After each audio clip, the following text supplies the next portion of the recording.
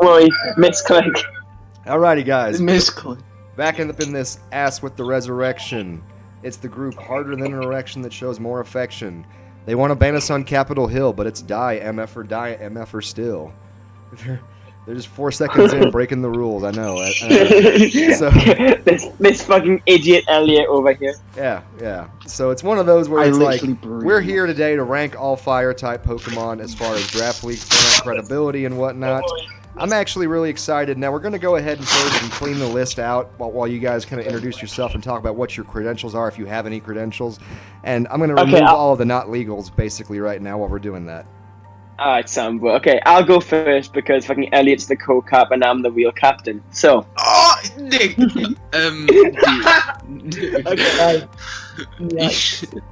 Okay. I'm Joe or Jay Carson on Discord. I am captaining the team High Jump Keks in DPL Season 2. My most recent achievement is winning LD Majors, and I'm in Masters for next season, something Elliot failed to do. And we are going to win DPL. No. Okay, you go, bro. You know. Yeah, so I'm Elliot. I also captain High Jump Kex. I'm the only person who actually does shit on High Jump Kex. I've been holding all the tourneys and shit while Joe's just been doing fuck all. I'm also in LD Majors. I got haxed in playoffs. So yeah, that's about it. So I'm stuck there now. But that's literally it. He also is a valid Muck supporter. TTM. Yeah. I'm actually a Muck hole, but no one say anything. The Muck alt. So right now, essentially what we're doing, guys, for those of you guys that are out there in the world and listening and possibly kissing and staring at the wall and whatnot, we are, of course, removing all the non-viable Pokemon that you wouldn't actually see, but we're putting this list because this list is too cute.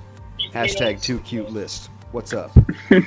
No cute, so cute. Fucking jumping Charmander in that bitch. You know what? Just gotta do it. Just gotta draft Charmander next week. Let's do it.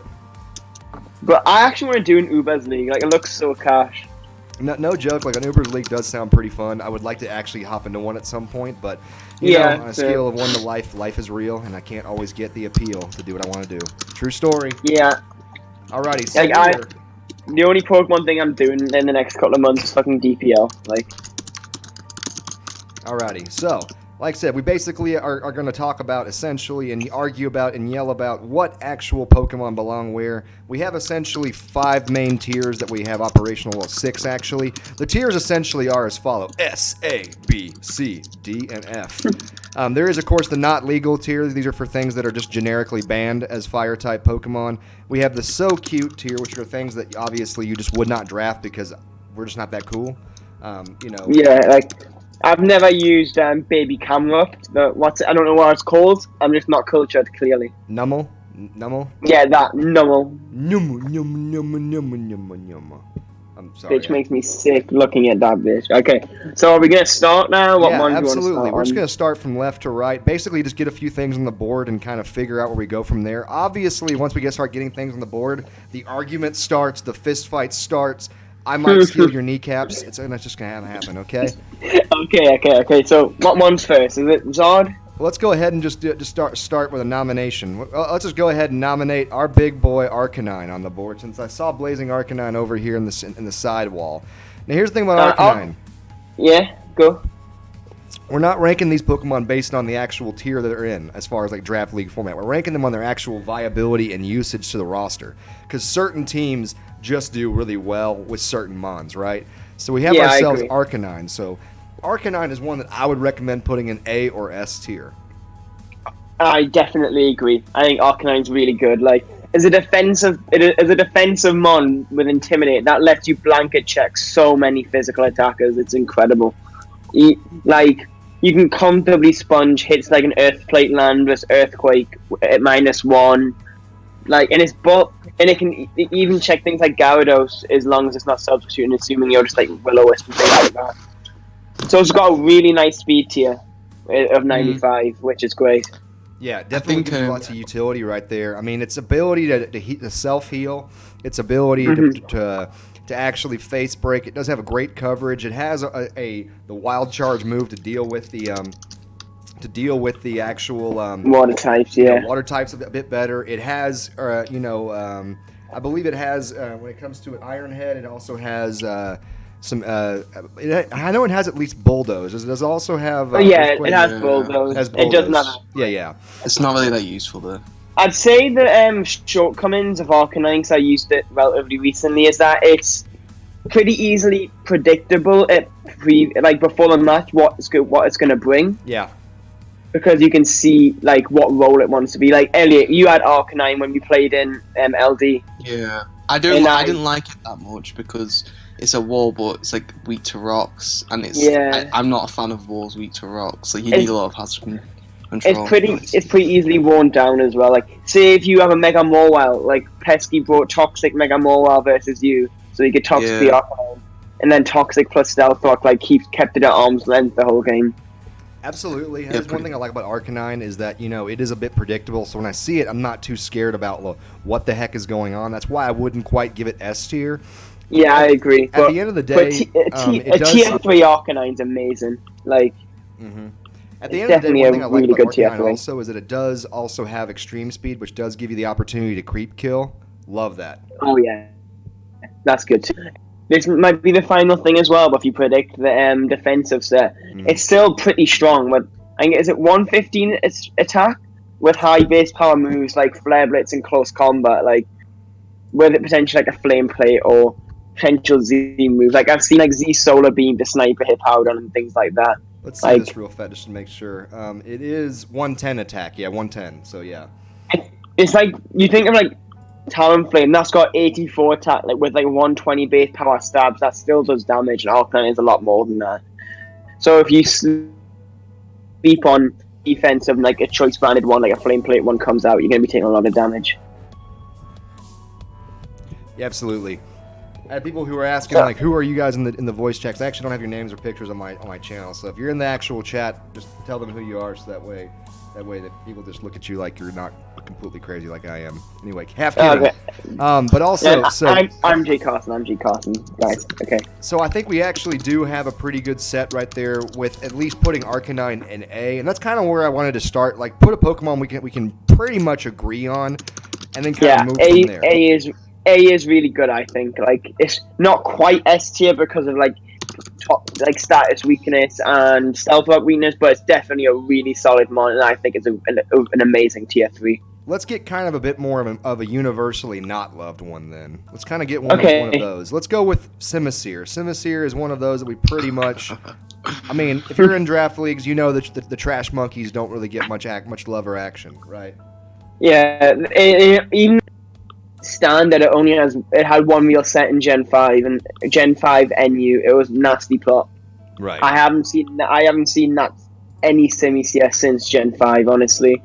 I've seen people try to draft it as more or less a joke, but the thing is that as the Mon pool gets bigger and bigger each generation, it becomes less and less viable unless we are just going to continue to increase the amount of Mons out there.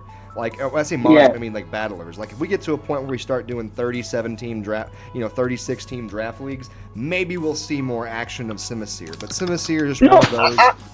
I'd say it would actually get like use in like a 30+ team draft, because in theory it's okay, but with nasty plot, fire move, grass knot, and like HP ice or something, like it's a best monkey. Yeah, like but with only 98 special attack, even at +2, you're gonna need like life orb or Z move to like break most bulky waters, and having an okay speed start at 101. Yeah. Still lets you get revenge, and poor defenses means most choice Scarfers will kill you after stealth rock. It does give that, by the way. It does give, of course, the opportunity to have some fun with, of course, that 101 speed tier. It does have knockoff, I believe. Is that correct? Yes, it does. And so, I mean, there are opportunities for it. It's just not viable opportunities, if that makes sense at all. I think the only way Simisear will actually do something in a draft league game is if your opponent is like typically weak to fire attacks. Right. And then in like a choice specs, maybe overheat or fire blast will do some damage. But versus any like good drafted team, a Simisear shouldn't get a kill or shouldn't be brought to a game really. So can we all agree that Simisear just goes in F tier? I mean, I don't I hate bashing on a Mon because I do believe that every Mon can get some love and can be useful in the right context. This is one of those that I just cannot, for the life of me, believe that there's actually much opportunity for success with long term. I think for 3 points, 101 speed tier isn't the worst. Like, if you have nothing else, if you need a fire type and you've got 3 points left, I think it's a good pickup. But but at that point, you I might would as well never try. get. I think I would rather have Monferno than Simisear for like 1 or 2 points, because like with Eviolite, U-turn, Stealth Rock, Or it's Speed more Boost for, like, Combustion. yeah. I think Simisear had its time in Gen 5 NU, but it's never gonna be at the front again of like Any Pokemon context, yeah, exactly. Yeah, it's outclassed these days. It's outclassed in its niche role these days. So I think we can move on and settle in F tier. I'm going to basically add something to the stream real fast. I'm going to add essentially a picturesque format of the Pokemon itself as far as its stat pool goes, so I can kind of get a better idea of what its actual BSTs are while we're on stream. That will probably help us out when we're talking about Amon a little bit, just as far as going from there. So we're going to do that. I'm going to add that in real quickly, just so that way we have that available for us as a tool of reference. Okay, cool. So what mon do you feel like start talking about now? Well, let's go on to something else. Yeah, obviously we agree that Simisear is an F tier. There is no ifs, ands, buts, or debates about that. Honestly, because people are saying that Monferno is better than Simisear, do you want to go ahead and add an E tier in between D and F? Or no? I think we're good then. I think we're good, honestly. Like, I think I had Monferno in my LD season just gone. It's not a bad Mon, it's just it has more matchups than Simisear. I'd say it's like at the bottom of D, honestly. Let me pull this up just to make sure we're not missing anything on Monferno. It's weird to actually focus on a low-tier Mon, but with its abilities, Iron Fist and its move coverage, as well as having Fake Out, as well as I believe it also has other priority as well. It has Mach Punch. It's basically just think of Infernape, but slower, but bulkier with an Eviolite. Like, it's a good. You can EV it to check something like a Kieran Black, for example, quite easily. Like, I could see that, and it's definitely one of those that it'd be a bargain bin steal, kind of like if you ever play Floatzel, but nobody plays Floatzel. But if you ever play Floatzel, you know what I'm talking about. So you can even just have like a bug U-turn, slack off, stealth rock, and like a fire move. Like, it's not a Mon that'll like be a star of your team, but it definitely has niche matchups, I feel. I think you're right in that regard. I mean, it's not a world beater, it's not a world breaker, but it is one that we can definitely utilize in the right context to get what we need to get out of it in a match. And I'm fair putting it at a D tier ranking. It'll be one of the lower things in D, but it's definitely a D Mon in my opinion. Absolutely. Let's move on to a next Pokemon here. Let's go for something a little bit more of a top end possible. Let's pick ourselves up our Charizard X. Ooh, Megazord X, okay. Megazord X. Now, I'm just dropping him. I'm not actually putting him in a tier. I'm just dropping his sprite on the page real quickly. So, I'm doing that. Okay, Elliot, you can start with Megazord X. Go on, bro. It's over. I think it's a bit overrated, personally. I prefer other fight types like Victini, maybe and Zardwai. I think it is really good still, though. I think. Obviously, like people say, it's predictable. I think like bulky sets could be quite. Yeah, I think matchups. But the strength of Zardex. The strength of Zardex is that it's got 130 attack plus tough close. Like, it can potentially have like 394 attack with tough close flare blitz. Like, that is a strong break. But I'd say the shortcomings of Zardex is the stealth rock weakness. It struggles to break some bulky grounds and some bulky, slowly killing it. Here's my thing with Zardex, is that Zardex is an amazing Pokemon in comparison to a lot of fire types, obviously, because it does have the ability to take more of the hits that other fire types aren't enjoying. It does, of course, have a couple of flaws that you guys talked about. I mean, it has a great move pool access. It has it can run the flame charge set to get speed up that way. It has, of course, the D-Dance set, which is more common. You can use Roost. The biggest thing about it is that when you have a 4x rock weakness Pokemon starting out of the gate, which is yeah, your opponent's going to prioritize getting up Stealth Rock early. And in my opinion, that's kind of why that's kind of the only reasons why I'm leaning toward A or B tier, like a high B tier. You see, if this was Gen 6, I'd put Zordex at S tier, because in Gen 6, the power that Zordex has lets you break and safely sweep a lot more games, and the bulky sets are a lot better in Gen 6, because 12% burn, no Z moves, things like that. Yeah. But being this is Gen 7. In all honesty, I would. It's not. I'd say A, yeah. A tier. What about you over there? Yeah. Yeah, definitely. It's frustrating though, because it's definitely not a round 1 pick anymore. I don't think that at all. No, it was always a questionable round pick if it was ever a round 1 pick. It was one of those that it was one of those that unless you're in like a 16 to 20 man league, you really wouldn't see it picked round 1 anyway. But it was definitely one that you could at least argue, right? Like if I picked like there's some things that you see get picked in round 1 that you're just sitting there like, oh, homeboy did messed up, right? Yeah, like grabbing like a Sylveon round 1 or something like that. Oh, that's shade. you know it, bro. I think Zordex is a good mon, but I just think its shortcomings are exploited in Gen 7.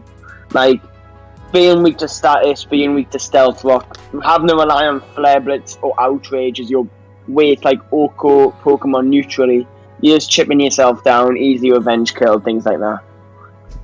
But it is a mon that if you sleep on a Zordex, you're going to have troubles with it.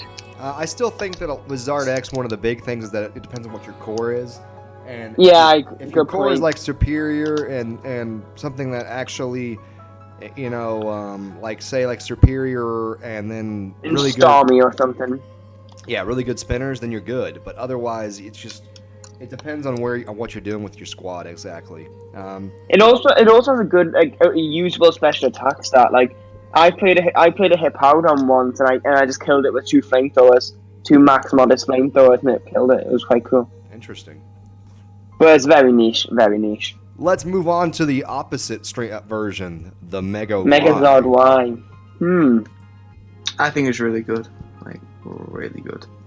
Obviously, it has amazing face breaker pow with the drought ability up, making flamethrowers equal god power. Like, you have 458 some boosted fire moves. It's incredible. Like, but I don't know about Zord Y, honestly. I think we said how Zord X was relatively easily revenge killed. I think Zord Y is the exact same, if not easier revenge killed. The biggest thing with Zard Y is that Zard Y was better in Gen 6, in my opinion, when there wasn't things like Lycanroc out there with Accelerock. Because debatable, but I see your point. No, don't get me wrong. Lycanroc is a very small window, and it wasn't like if Lycanroc could have actually egg moved Accelerock over to a lot more mons, this would have dropped in viability so hard, and you know it. If there were like 30 Pokemon that could actually learn Accelerock, you know that this thing would drop in viability so much faster. Yeah, true. But I think that like Zord Y I think people shouldn't run like max speed Zord Y. I think you really should bulk out your Zord Y because you don't need max special attack to kill your opponent's team. Like everybody knows that you can literally run like a fire move, solar beam, roost, and then Will-O-Wisp or Toxic or Focus Blast if you're playing a heat run or something like that. It also has Earthquake and D-Dan to run like Supply the Toxic Effect or something. One thing I do love about Zard Y is that Zard Y does give you a bit more of an option to help control the rain teams that are out there. Because there are still lots of rain teams and sand teams out there. And this gives you a lot more of an opportunity to beat them back. Rain teams, rain teams are still a bit more viable in Draft League than I like them to be. True. I really don't like weather teams being able to be viable. But rain teams have still been able to be halfway viable in draft format. And hopefully... But a big bonus to Zord Y, though, is that if you're gonna get Zod Y, you normally know you're gonna get Zod Y before the draft, and it'll be there very late on because most coaches won't touch it. Exactly. An X4 rock weakness is always a nerve wracker to build around week in, week Especially out. if it's your mega. Yes. And so, granted, my only problem with it being that is that while it's one of those mons, it's one of those that you don't get any bonus points for drafting it, right? Because it is still pow. So I mean, you draft it, right? Yeah. But you have to go into it knowing that I'm not going to get bonus points back for drafting it. It's not like if I'm, want to go super heavy early game and then I want to pick up Mega Ampharos or I want to pick up Mega Glalie or Mega Audino. Mm-hmm. Like I personally don't think Zod Y. I think Zod Y is B, honestly. Like having times for weak to rocks and exploitable typing, and I think Zod Y is a mon that'll go 1-for-1 in a lot of games. It'll get one kill, but it'll also get revenge killed or something like that. Don't get me wrong, you can have a 6-0 sweep with it, but it's got too much exposure that's hard for an average coach or an average team to overcome and take back and remove or run around, Yeah, I get what you mean. Elliot, you said you like Zod Y. Where would you put it? I'd put it A tier personally. I'd have it over Arcanine, which I think we put A tier. It's in terms of value though. Like Zod Y is like a tier 1 mega. I would get Arcanine like tier 3. Exactly. If I'm getting a tier 1 mega, I'd much rather get Gyarados mega. I'd much rather get Diancie, Mega Diancie, Mega Gardevoir, Mega. I would definitely not get Mega Gyarados. I think Mega Gyarados is. Yeah, I think both Zods are better than Mega Gyarados personally. I'd want I really like Lopunny, Galade's great, Gardevoir's good, Diancie's amazing, things like that. The best Mega. Yeah, definitely. And Mega Venusaur. Venusaur's good, and I think Venusaur's underrated personally these days. But it's very in Gen 6. It is very Gen 6. Very stall Yeah. heavy Gen 6. Wherever Honestly, I'm not sure. I think we should leave Zod and B and come back to it later. So after we've talked about other things, we can move the tiers around then. If we kind of get more of an idea of how things are shaping up later on, then I think we can move around. Let's move on to kind of a newcomer on the scene, one that people haven't really dealt with too much. Let's look at Blacephalon. Oh, Blacephalon, okay. Sorry, Blacephalon, yes, I'm sorry. I mispronounce things all the time, okay? I think it's really not good at all. I think it's bad.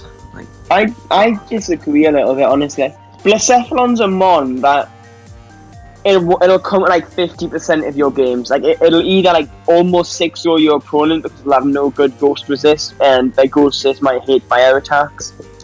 But then again, your opponent might have 3 things that outspeed it, and a pursuit trapper, and a good pivot to it. Like it's a very 50-50 mon. There's literally no point in bringing it.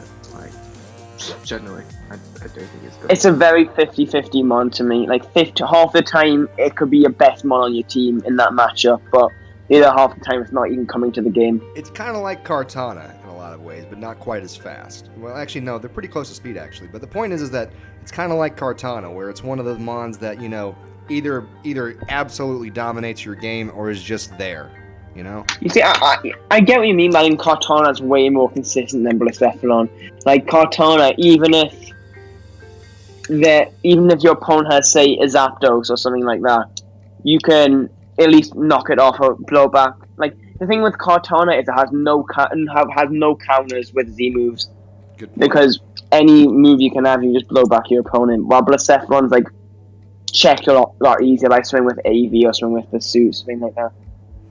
You got a good point there. When it comes to Blacephalon, also, the big thing about Blacephalon, why I wouldn't rank it high, is simply because of the fact that it is, of course, getting high point totals or high tier totals. So we're looking at it from all draft league perspectives, and all draft league perspectives, Blacephalon's always pointing out or tiering out very high as far as what it costs you to get that mon. I don't know why. Yeah, I don't know. Why. I think Zod Y is better value because at least Zod Y has like recovery and boost. It can actually make use of something like sub a lot easier and things like that.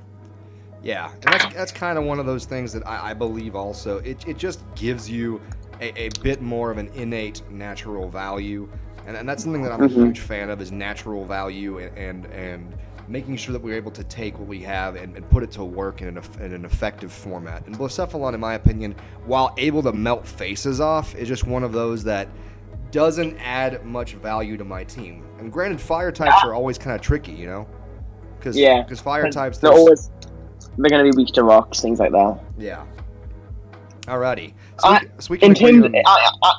agree. C tier in terms of value for Blacephalon. Yeah, it's not about remember, it's not about what they actually are, because Blacephalon's a glass cannon face breaker. It's about what they bring to our team. Like, it's obvious, like, Blacephalon's probably better than Arcanine as a Pokemon, but Arcanine's a lot more valuable and more consistent and things like that. Absolutely. Rocky Helmet Intimidate's very, very effective for us. And Fire is very effective. Arcanine's way more consistent than a Blacephalon. Blacephalon will come to, like, say a 12-game season, it'll come to 6 games, while Arcanine can easily come to 8 or 9 games. Exactly. And you're looking for the opportunity for a Mon that you could that looks good in every matchup, right? Not one that looks good in 5 matchups. Yeah, I agree. Okay, I think we can move on now. Let's move on. Let's take on Chandelure, the other ghost fire type Pokemon we're probably going to talk about, because I don't think we're going to talk about Lampent. As much fun as that would be. I think Chandelure is a sus mon, honestly. What does that mean? Sus? Suspect. Oh, okay. Like, and here's the thing about Chandelure. Chandelure, again, it's a glass cannon thing. Its speed is just a little bit too low for me to enjoy very much. Has great abilities. If these abilities were on like any other Pokemon, I would be game breaking like happy right now. Infiltrator, are you kidding me? Love that ability. Flash Fire, love that ability. But if its speed was like 96 or its HP was like 78, we'd be a lot better off, you know? And the thing is with like Chandelure, if say something like a Chandelure as your fire type, like, that is not a good check to something like Sizzle, because a Stealth Rocker up and you're getting U-turned on, and then your opponent just bringing a Pursuit Trap and eliminate Chandelure. I don't think... I would never draft it personally. Yeah, it doesn't offer you anything. It doesn't add anything to you. It does, of course, give you, you know, a fighting and normal you know, immunity only because it's a ghost type.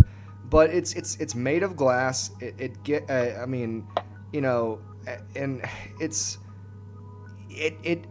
abilities are good, right? And really one of the few things that it actually helps you check is going to be not even something that you can actually check, because you're still going to get outsped with it. You know, and your stealth rock, like 60, 90, 90 isn't good, but it's not awful. Like, you can normally live like one neutral hit at full. Yeah. Like, but with stealth rock up, your defense, unless they're heavily invested, you're going to be dying. And like, if you're heavily invested in defense, you're not invested in special attack, and you're not going to be killing them back. And you know, Eric Mudd basically said the truth right there, is that, you know, 90% of the time you're just going to have it scarfed. And Iron Flash, I know exactly what you're referencing, and I love you for mentioning that. I hate myself so much for thinking that back in the day. And like 80 base TS Scarf is like, it's good, but it's going to be outsped by your opponent's Scarfers most of the time. And weak to Stealth Rock, weak to status. It's an underwhelming one, in my opinion. In theory, it's good with 145 special attack with like a Specs or something, but it's very easy offensive check. I'd say that. It is, and you know, it's one of those where, like, I would love to be able to look at it in the face and say, "Oh, you're great to help me deal with Hawlucha." But guess what? Hawlucha just outspeeds it and kills you with acrobatics still, even if you're choice scarfed. You know? Mm-hmm. I agree. I'd put Chandelure like ahead of Monferno, but I don't. It's not C tier. It's not C tier, but it's definitely better than Monferno, but it's not. Yeah. But it's not better than good enough to be in C tier. Yeah. So we're gonna also we're gonna organize them left to right, also in the tier inside the tiers, if we're trying to like separate which one's better in the tier itself. I think that will probably help. Yeah. Yeah, we'll do that later on when we've got more things in each tier. Absolutely. Let's go ahead and take on a face breaker. Let's take on an absolute face breaker. We talk about some face melters. How about a face breaker? Let's do some Darmanitan in this biscuit. Ooh, Darmanitan. Ellie, do you want to start? I don't know where to start with this. I think it's obviously like I like compare it to something like Staraptor. It's gonna get like 1 kill or damage one thing maybe at best. But if the opponent has a bulky water, then it's hardly gonna break too well. And the speed tier, basically you can just run 100 speed Scarfer and you can just kill it with any hit anyway. So, and obviously Stealth Rocks is a pivot that's weak to Stealth Rocks, which is pretty sucky in my opinion. I'm actually a bit of a fan of Darmanitan, honestly. Like, obviously, it's weak to rocks, is annoyed heavily by priority, but I think a well-played Darmanitan can get you a lot of momentum in a game. I really do. Like, say if you pair Darmanitan with something like with an electric type, you can easiest trap your opponent in a Volt Tinkle and things like that. But yeah, the rocks weakness hits a lot. One of the big things about Darmanitan is that it's a mon that gives you a lot of momentum, as you guys are talking about. It's like a poor man's Victini. And I say that it naturally has a higher stat than Victini, but Victini's V-Create, obviously, just... Fun fact, actually, Darmanitan's Flare Blades are stronger than Victini V-Create with Sheer Force. That's correct. You're correct. But the thing that makes Darmanitan less valuable in my eyes than that is simply because Darmanitan is using a move that has recoil at that point to do that. Yeah, you know what a Darmanitan's going to bring. It's going to bring U-turn, Flare Blades, Rock Slide, then either Superpower, Earthquake, or something like that. Yeah. Maybe offensive Toxic, but you know what it's going to bring, basically. Yeah. I mean, you can see one of two sets, essentially. Choice Band or Choice Scarf. Which one is it going to be? You're locked in either way. Yeah. just press a button and pray for the best, right? The good thing about Banded Darmanitan, though, is that you will do a KO most bulky waters after a little bit of chip damage of your Choice Band or Sheer Force Life Orb. It's true. Like, it's true, because it has some serious level 1. It's really strong. Like, I think it's more valuable than Blacephalon. I think it's definitely... I'd say it's B tier. It's more valuable than Blacephalon, but less valuable than Arcanine. Yeah, and that's kind of what we're thinking about right here. I mean, obviously we haven't cracked into the S tier yet, and I really want us to find us an S tier Pokemon. So I'm going to try and start grabbing things that I think we could agree on as being S tier. Let's start off and do one that we think will be S tier. Let's go with... I'm just going to name a name out, and if you guys don't agree, then get mad at me. Infernape. I agree. I love Infernape. It's the best. Infernape is GOD mode, Fascism-Manism. Yeah. There's a reason why it's always the first. It's usually the first fire-type Pokemon picked in every draft. Can we just agree that right now? I mean, is that correct? Pretty much. It's one of the top round 2 picks most of the time in points. Yeah, but I'm saying, like, there's not really any fire-type that I see out and out, draft in, draft out, getting picked before, Infernape. I love Infernape. It's so hard to predict. Like, you can be a Stealth Rock lead set, you can be Choice Band, Choice Scarf, Nasty Plot, even bulky to check things like Scizor, Weavile, Bishop, things like that. And it's a great Scarfer. Like, Scarf Infernape is arguably its best set. Because 108 with a Choice Scarf, you have speeds like Speed Boost in the Heligo, Volcarona, Charizard forms, like... Yeah. It's really good in that way. Well, not only that, but you also get, you could also run the Fake Out Mach Punch set. You can also run, which that being bumped by the Iron Fist abilities. I mean, this Pokemon is the definition of versatile, and that's really why it does so well out of the gate. That's why it works so well. Its offensive stats might look lackluster compared to something like Darmanitan or Zardex, but it has really high base power stab moves. Mm-hmm. It's not weak to Stealth Rock. It's got reliable recovery and slacker. Its bulk isn't amazing, but it's pretty average, but you can invest it and live one hit or something like that. Right. Like, it doesn't take much bulk like EV to live like a Seismitoad Earthquake or something niche like that. And it also essentially gives you opportunity. That's what it does. It gives you opportunity and momentum.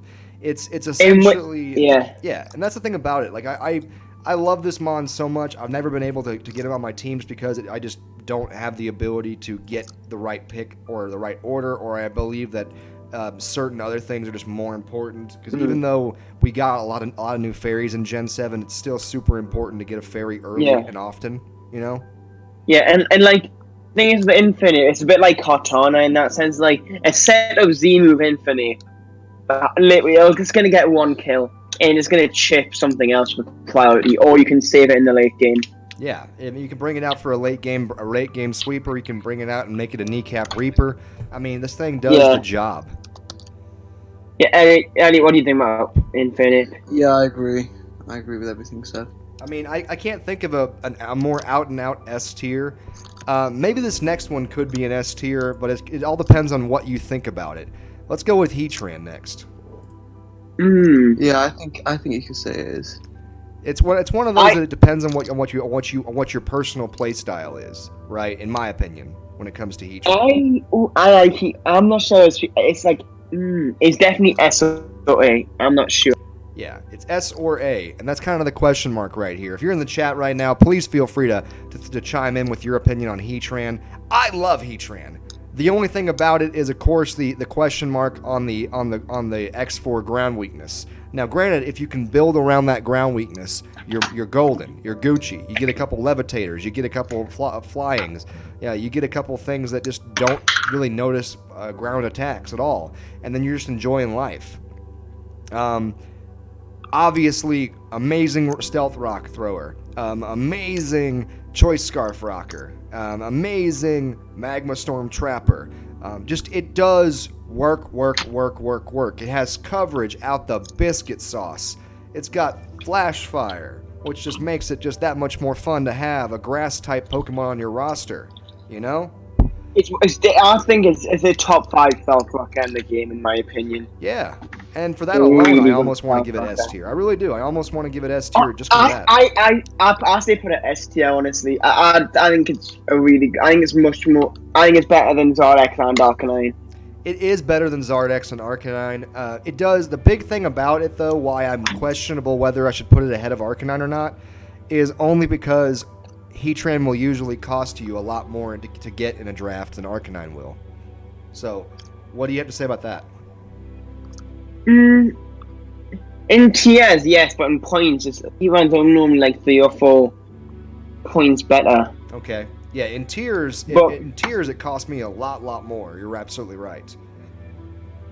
So, I like Heatran. I think it's really good. You can be one bulky water type with this most of the time, but with just the death and toxic and things like that.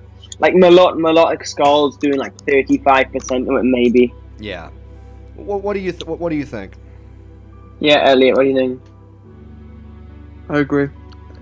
I think it's S tier, honestly. I really like Heatran. I think you're right on that. I'm happy to give Heatran S tier. It's just got what a lot of things do, and that's really just work. And don't get me wrong, when we were talking about Arcanine earlier, Blazing, and everybody else in the chat, Arcanine is an amazing Pokemon. You gotta understand, we're putting Arcanine right now as our number 3 fire type listed in Draft League format. And honestly, there was kind of an argument right there just to see if Heatran should be above it, only because Heatran costs a bit more, right? And so, but Heatran does do a bit more against psychic types. It does do a bit more in just general bulk. And until they do something to really nerf the steel type as a whole, which I hope they do in Generation 8 as a whole, nerf steel type, then we're not going to see Heatran get taken down just yet. Let's move on, essentially.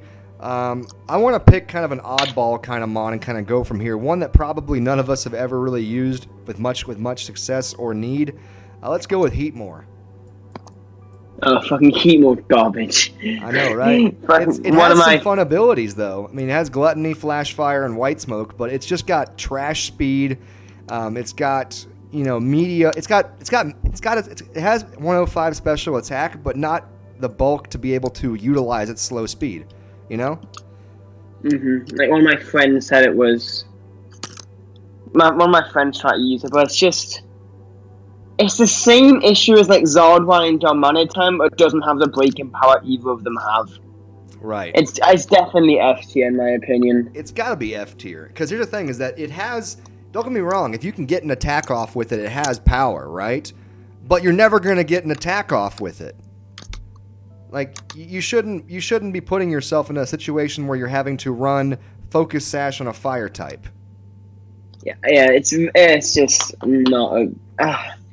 I think it's F. I can't argue it being any higher than F, honestly. I really can't either. I mean, Elliot, do you have any opinion on that? Wait, heat more. Yeah, it's just F. It's Yeah. straight F. There's nothing about it. I would take Simisear. Don't get me wrong. Both Simisear and Heatmore have a knockoff, but Simisear's at least a 101 speed, right? So I can at least know I'm usually going to at least get to hit something before I go down. I've been thinking about maybe we can put Zord. I think I was just talking about Zord Y there. I think Zord. I think you could put Zord Y in A, honestly, but be like lower A. It's either high B or lower A. I'll move it up to A then, just because of what we're actually talking about right now. I'll move it up to A, but I'm putting it at the very end of A right now. So it's number 5 rank right now that we've actually ranked. Let's move on. We had a request in the chat to move on to our boy Entei. Yo, who wants to talk about Gym Leader Geo's boy up in here? Elliot, you can start. Did Elliot die? It's okay. You'll Seriously, yeah, about no, Entei. it's Entei, I cool, love yeah. Entei. I have drafted Entei many times. It is a face breaker. All time in my numbers with him, I've used him. This is in ladder. This is in league combined. 250 appearances. That's where he actually was the active Pokemon at least for one turn. 275 kills, 199 deaths. Very effective offensive weapon. Very one-dimensional though. Yeah, it's very, very one-dimensional. It's having 6% burn as well is really annoying and frustrating. It is. Now, burn did get nerfed, which is this season, which was kind of one of those, things that really just started making less of the conversation. But and that's what I feel about it. What do you feel, guys? I think it's a solid mod, honestly. Like, I prefer it over Darmanitan. yes, I think having actual bulk is really nice, honestly. Like, compared to Darmanitan, and having E-speed is really solid. It's got the same issue as Darmanitan, though. Like, bulky waters will check it, but at least you can burn the bulky waters. You know what I mean? Right. And also, again, it has the E-speed. So, I mean, if Darmanitan had E-speed, I feel like it could be a lot better Mon, but it's just not because it doesn't have the priority access to revenge kill or creep kill that Entei does. Mm-hmm. Now, the only problem with Entei is that because of its situation, you have to run a shiny Entei every single week. You've got to be adamant. You've got to be 370. It was a 317 speed, I think. Yeah, you have to be shiny and adamant. So it's one of those where you have to make sure that every single week that you bring a shiny Entei, just to make sure your opponents don't get confused by that. Does that make sense? Yeah, I don't think it's A tier, honestly. I think it could be. I'd say B is solid because dying is better than Darmanitan and it's more valuable. Gotcha. And like, I've seen people like fucking Vez saying what's the definition of value. Well, the definition of value is like you can get a tier 1 Mega Charizard Y, but there's also tier 1 Megas who aren't weak to rocks and are more consistent. Like, right. Well, that's why I don't think Zord Y is S tier. But I do think Entei is a solid like B tier. We'll put it ahead of Darmanitan, but it is definitely going to be a B tier in my opinion. It does have the access to be able to use some pretty interesting Z moves. I mean, I know it has, I believe it has on here, where is it down here? I thought it had the opportunity to use Bloom Doom on there, but am I wrong? It gets Solar Beam, I'm pretty sure. Yeah, it gets Solar Beam into. Yeah, it does get Solar Beam, so it can run Bloom Doom, which I have seen do some damage. It does have pretty good coverage. I mean, it has Stone Edge. It has Bulldoze. It's gonna run like 5 or 6 moves every week. It's gonna have Sacred Fire, Flare, there's E-Speed, Stone Edge, Stomping Tantrum, and like that's it pretty much. Yeah. Occasionally Iron Head. Occasionally. Yeah, it's gonna be like Choice Banded most of the time, or like Assault Vest or something niche like that. Something that basically it's 4 moves and just see what happens kind of thing. So yeah, B tier. It's solid B, man. B tier, solid B tier, higher than Darmanitan, ranked 6 right now in our Pokemon. Let's move on to one that I think has definitely lost some flair this generation, but is still a absolute train wrecker if moved correctly. And if if teamed correctly. We're talking about regular Ninetales. Regular Ninetales used to be in Generation 6 a much, much higher prioritized pick than it is nowadays. I don't know how I feel about Ninetales, honestly. Like, I haven't never seen it drafted in Gen 7. In Gen 7, you're correct. In Gen 6, it was, a solid tier 3. It was drafted in I think like 96% of all drafts that were major drafts. And what I say by that is that, like, obviously, if it's like an 8-league team, it's not going to get drafted probably, but it was... It'll get drafted in like 20-man, 16-man, and things like that. Like, Exactly. It's not... This gen, though, sun is probably the worst weather these days. It is. Because at least Hail has a Roar Veil now, but I just don't think Ninetales is anywhere any close to being good, honestly, anymore. Yeah, it fell down really hard. It can still do work in the right context. The biggest thing about it is that it just... Alolan Ninetales was spec'd so much better to be able to do a lot better things. I believe that it's a better Pokemon than Monferno still, but it's not better than Chandelure. We're putting it in solid D tier. Yeah, it's better than fucking Heatmore and Semicia. But it is not going to be valuable for you long term. Which sucks because Ninetales is so beautiful, and it sucks to see a very pretty Pokemon not have fun.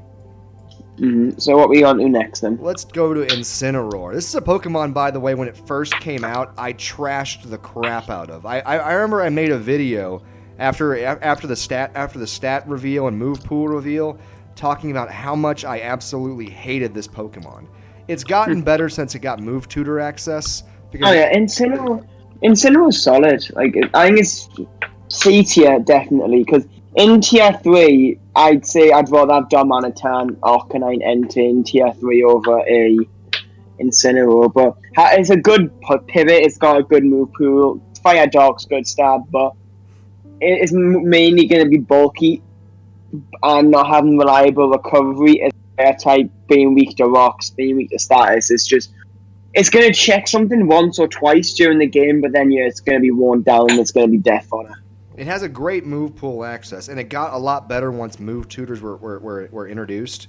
Because I remember I actually had a video on my old channel that was specifically talking about how much I was pissed it didn't get knockoff, and and they finally allowed that in the U Sun U Moon, but it's just one of those that it amazes you just how much.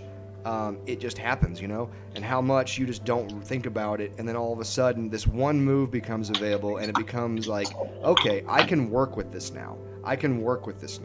And that's kind of how I feel about it. Yeah, I think Incineroar's a solid mon. In tier 4, it's amazing value. If it's in tier 3, it's still solid value having Intimidate, good check to physical attackers, good typing, lets you check things like Superior, good example of that. It's bulky enough where it's not going to die to most hits unless it's like a stab focus blast. Right. But even with Intimidate, you're going to be eating things up like a Garchomp Earthquake, for example. And it definitely, because of things like Bulu not being big on running a fairy type move, unless Bulu still only has Dazzling Gleam as its fairy move, correct? Yeah, you're right. That's one of the things about Bulu that I always hated is that it didn't get play rough. Like if it got play rough, it'd be a lot better Pokemon. But because it didn't get play rough, Incineroar actually has a huge advantage against it, Yeah. I think Incineroar's solid. Like, it's not a mon that I use, but I never normally get fire types unless, like, Infernape or something like that. Right. And it's just... Incineroar, solid C tier, right? Yeah, it's very solid C tier, in my opinion. Let's move on. I got a request in the chat to use Blaziken next. Now, Blaziken is one of those that obviously its hidden ability, if it was unlocked, it'd be an instant S tier, but it's not. So, because we're not playing Speed Boost Blaziken up in here. Well, what do you guys think about regular Blaziken? I think in Draft League it's not bad, but I'm not sure. I'm not sure. I think it's better than I don't think it's better than Embo, honestly. I think it's probably the worst out of the 3 firefightings. Just because, obviously, Embo has a lot more breaking potential. But it has better defenses in turn, just because of its huge HP stat. here's my thing is that with Blaziken, I like Combuskin better, in all honesty, in Draft League, simply because I can get it for a lot cheaper, and I can get Rock Eviolite on it, and I can also use Speed Boost. Okay, Yeah. those are 3 things that make me very happy to use this thing. Plus, Yeah. it has Baton Pass, so I can use the Speed Boost. Some leagues ban speed passing, some don't. The leagues that don't ban speed passing, Combuskin's a way better value pick if you're actually digging that deep into the draft for fire types. 9 times out of 10, you're never digging that deep to find a fire type. But if you ever honestly, I think we can put Blaziken in D and Embo in C, honestly. Like, I think that would be quite fair, because Embo has a lot more breaking potential, a little bit more bulk. Blaziken does have some niche options, like Sword Stance, Baton Pass, or like Agility, Baton Pass, but... and also most of the Embor time- has Head Smash, I believe. Is that correct? Yeah, you're right. Yeah. I've actually used that to one hit some very ugly dragons before. I remember I was building a team one time for an Old Man Tup, one of his old leagues in prep, and I literally just surprised a high dragon and bopped it in the face with a head smash. I mean, super powerful than the exact. Yeah, and it was just one of those things where you're just like, why would you do that, man? Like, why are you doing that? Why would I not do it? It was fun. Plus, it has reckless ability, which is a great ability. Allows you to be able to get even more power on those moves like head smash. I think I like Embo personally. Like, it's a good breaker, pretty solid Scarfer. Even though it's slower than Blaziken, it's going to catch you off guard, for example. But I'm not sure how I feel about Blaziken's weird to me. Like, I don't see it drafted that much, but it does have some high base power moves, which is pretty effective. Like, you're going to 2-hit KO most water types with a high jump kick. Yeah, don't get me wrong. You could still break some faces off with it. It's just that it's nowhere near as good as the other 2 firefightings. Exactly. Yeah, I can agree with where we've placed them, honestly. Let's move on to a mon that honestly I think, if used correctly, is probably one of, if not the best fire type out there. It has one of the lower base stat totals, but it's an amazing value pick that when it was first introduced was drafted so much higher, but now is not getting quite as much love, but is still an amazing value pick, and I think worthy of A or S tier. I'm being serious when I say this. Alolan Marowak. No. Hey, No. value pick. No. I hate that Pokemon. Okay, why do you guys say so? Please enlighten me. It is forced to run that stupid item, and even then it's slow as fuck. It's gonna die to shit. It does die to shit, but 3 immunities is pretty fun. It's definitely a fun one, but I just feel like it's got niches like checking Coco, but other than that, it's gonna be 2-hit KO by most Pokemon. You are correct. Now, one of the things I do like about it is that now you guys can't argue. Whenever Gen 7 first came out, everyone was all over this thing. Oh yeah. Yeah. I was on as this well. thing. I was as well. I thought it was this thing it was drafted like it's- top 4, like not top 4, Yeah. but like top 3 rounds every single draft. It was one of my favorite mons from Gen 7, but I just don't think it's good, honestly. Like, it's an okay spin blocker, but most spin blockers are water types or have knockoff or super effective coverage. Like, even niche spinners like fucking Avalugg even has Earthquake. It's not gonna OHKO, but most Pokemon will 2-hit KO a Marowak. Yeah, and you're correct on that. Like, It's one of those that I think, it's one of those mons that initially, and this is why I love brand new generations, right? Because you have something that instantly gets first off, its design was going to be one of those that got it a lot more love, obviously. Oh, I liked it. I liked its design. If they would have buffed its BST, it would have stayed up there, right? honestly, for it to be viable, still, it would need at least 80 HP and at least 80 speed def, honestly. Or Because then 20 more speed and 20 attack. Sorry, 20 more speed and 20 HP. If it gets 20 more Yeah, speed and 20 HP, it would be very viable. Yeah, it's only really viable these days on Trick Room teams, but It's not a mon I draft unless I'm having fun, because I do like the Pokemon personally. But, Now, I do think that it works well with a Feeny as a core. So, like, if you build a core with Feeny and with Marowak Alola, I think that you have a very fun core, essentially. Or if you're just trying to basically deal with or protecting a bulky water type. it's fun, but like the thing is with like Feeny and Marowak is like they don't have variety. So say if you have a mon with like just Earthquake, you can safely spam Earthquake, because even though Feeny might only take 25-30%, it's still permanent damage. Like I feel like Marowak will just it'll either come in, get to a KO'd, or say you lead off and it might get up Stealth Rock as you get to a KO'd. I got you. It's kind of at most, if it's not in Trick Room, Marowak will get one. Right. Most. So, what do you guys I'm think, though? Do you see it as being at least a C tier still, or as better than Chandelure? I'd say it's probably I'd say better than Chandelure maybe, but I wouldn't put it in C tier personally. Okay, so you want it still in D tier essentially. I'd put better than 9 maybe after Chandelure, but I definitely think it's one of the better things in D. So okay, so if we're going all the way to D tier, then you'd say it would still be better than Chandelure, better than Ninetales, better than Blaziken. It's better than Ninetales, but not Chandelure. Yeah, I'd put it after Chandelure, I'd say, and yeah, do that. So not better than Chandelure. Okay. No. Okay. Okay. Varen wants us to debate fucking Volcarona. Volcarona. So, it is time for us to fist fight over Volcarona. Oh shit, it's quite controversial. This one's controversial. Yeah. This is a controversial one. It's because of the simple fact of the question is, how valid are you going to be able to get that Quiver Dance up? That's the question right there. What I find with Volcarona is that one of my friends, John, said that Volcarona will do work against less experienced players. Yes. Yeah. Volcarona is basically a Pokemon that you draft in scrub leagues.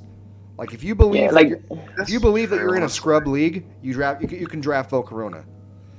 Yeah, like Volcarona versus experienced players. Most of your experienced players will bring a Choice Scarf with rock coverage, bring a wall that can toxicate, roar it out, or just not let it set up. Like Volcarona will most of the time need setup, and even then, 100 base speed isn't bad, but a lot of Scarf has allowed speed it. Well, and especially with the invention of Lycanroc. I mean, I keep bringing up Lycanroc on this stream, and it's because it's one of those that I really do believe that the invention of Lycanroc definitely helped mitigate certain possible threats. I'm being serious because, like, you know, Lycanroc helps you even though it can't take a hit, it's still that rock type priority helps you be able to, if you have them on your roster, obviously, helps you be able to mitigate things. But anyway, Volcarona is one of those that, you know, it's a very, very high priced Pokemon too. It usually is a very high priced Pokemon. Let's be honest, guys. Volcarona is like potentially really high reward, potentially, but I feel Volcarona requires like near perfect play, honestly, or near perfect team support. Or I think against experienced players, you have to be a really, really good builder to win with Volcarona. Yeah, and so honestly, I would put it at lower C tier in all honesty. What do you guys think? I'm not sure. Let's go ahead. Honestly, let's go ahead and table Volcarona for later then, if we got more time. Yeah, let's do that then. Okay. Let me just. I think it's better than Blacephalon personally, because at least Volcarona's trash. So yeah, definitely better. So you say better than Blacephalon, but I would not put it on par with Darmanitan and Infernape. Darmanitan and Entei. I'd rather have Darmanitan or Entei than Volcarona. Absolutely. Definitely. I'd say it's part. I'd put it. I think it's slightly better than Ember, and maybe slightly better than Incineroar as well. I'd say mid. Yeah. Let's put it in between Incineroar and Ember then, and kind of leave it there. Because remember, X4 weak to Stealth Rocks. Yeah, that's the big thing. And it is, to be fair to Volcarona though, like if you're it can break any one check you have, but it doesn't stop the fact it's gonna get revenged. Like, say if your check is Assault Vest Tyranitar, Z Bug Buzz. If your check is Spadef Heatran, HP Ground, say the check's Toxapex, Shattered Psyche, like it has very good break-in potential versus a lot of Warcores. It's just the fact that it's weak to status hugely, and it's revenge killed with it not a great typing while being tiny swell weak to Stealth Rock. Here's my thing with it. It's either a lead-off batter or a late-game cleanup batter. It's never. Yeah. It's not anything else. You can't bring it in as a free switch. It's not a free I'd switch say Pokemon. and most of the time, if you're gonna get a Volcarona, you're gonna pair it with Mega Dines.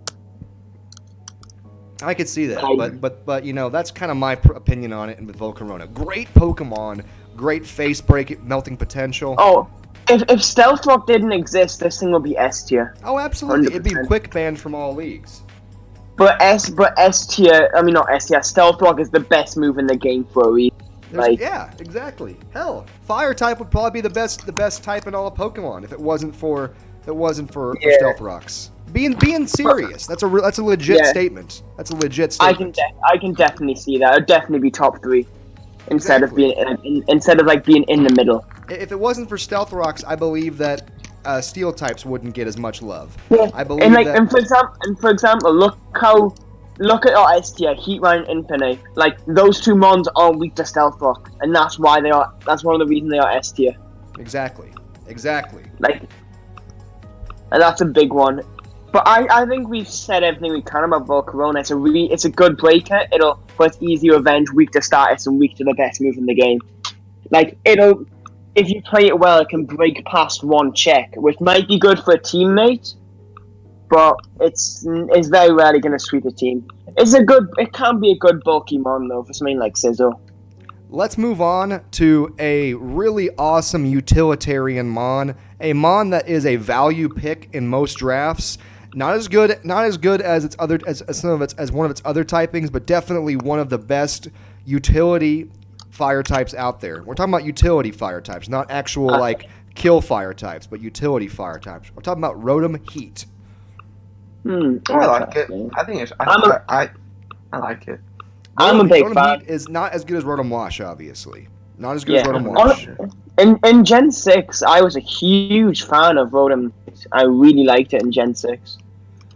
I still like it in It's a- Gen 7. It's a very utility pick. Its levitate ability does mitigate, of course, the ground weakness, which, you know, that's Yeah. kind of the big problem with it, is that if a Mold Breaker Pokemon comes, then you're getting hit X4 to ground, which is a problem. It has the same issue all Rotoms have though. It relies on Pain Split or Super Berry for recovery, and the issue is amplified with Rotom Heat as it's weak to rocks. But it's got good dual stab. It's something that ground types normally don't want to switch into if you have Will-O-Wisp. I personally like it, honestly. I'd say it's definitely tier. Yeah, I'd say C too. I would say B tier, but low B tier. And the reason why I'm saying that is because its defensive abilities are really strong. Yeah, it's a good check. Things like Nidoking, I guess, and for example, but you see, I personally say C, but I get where you're coming from.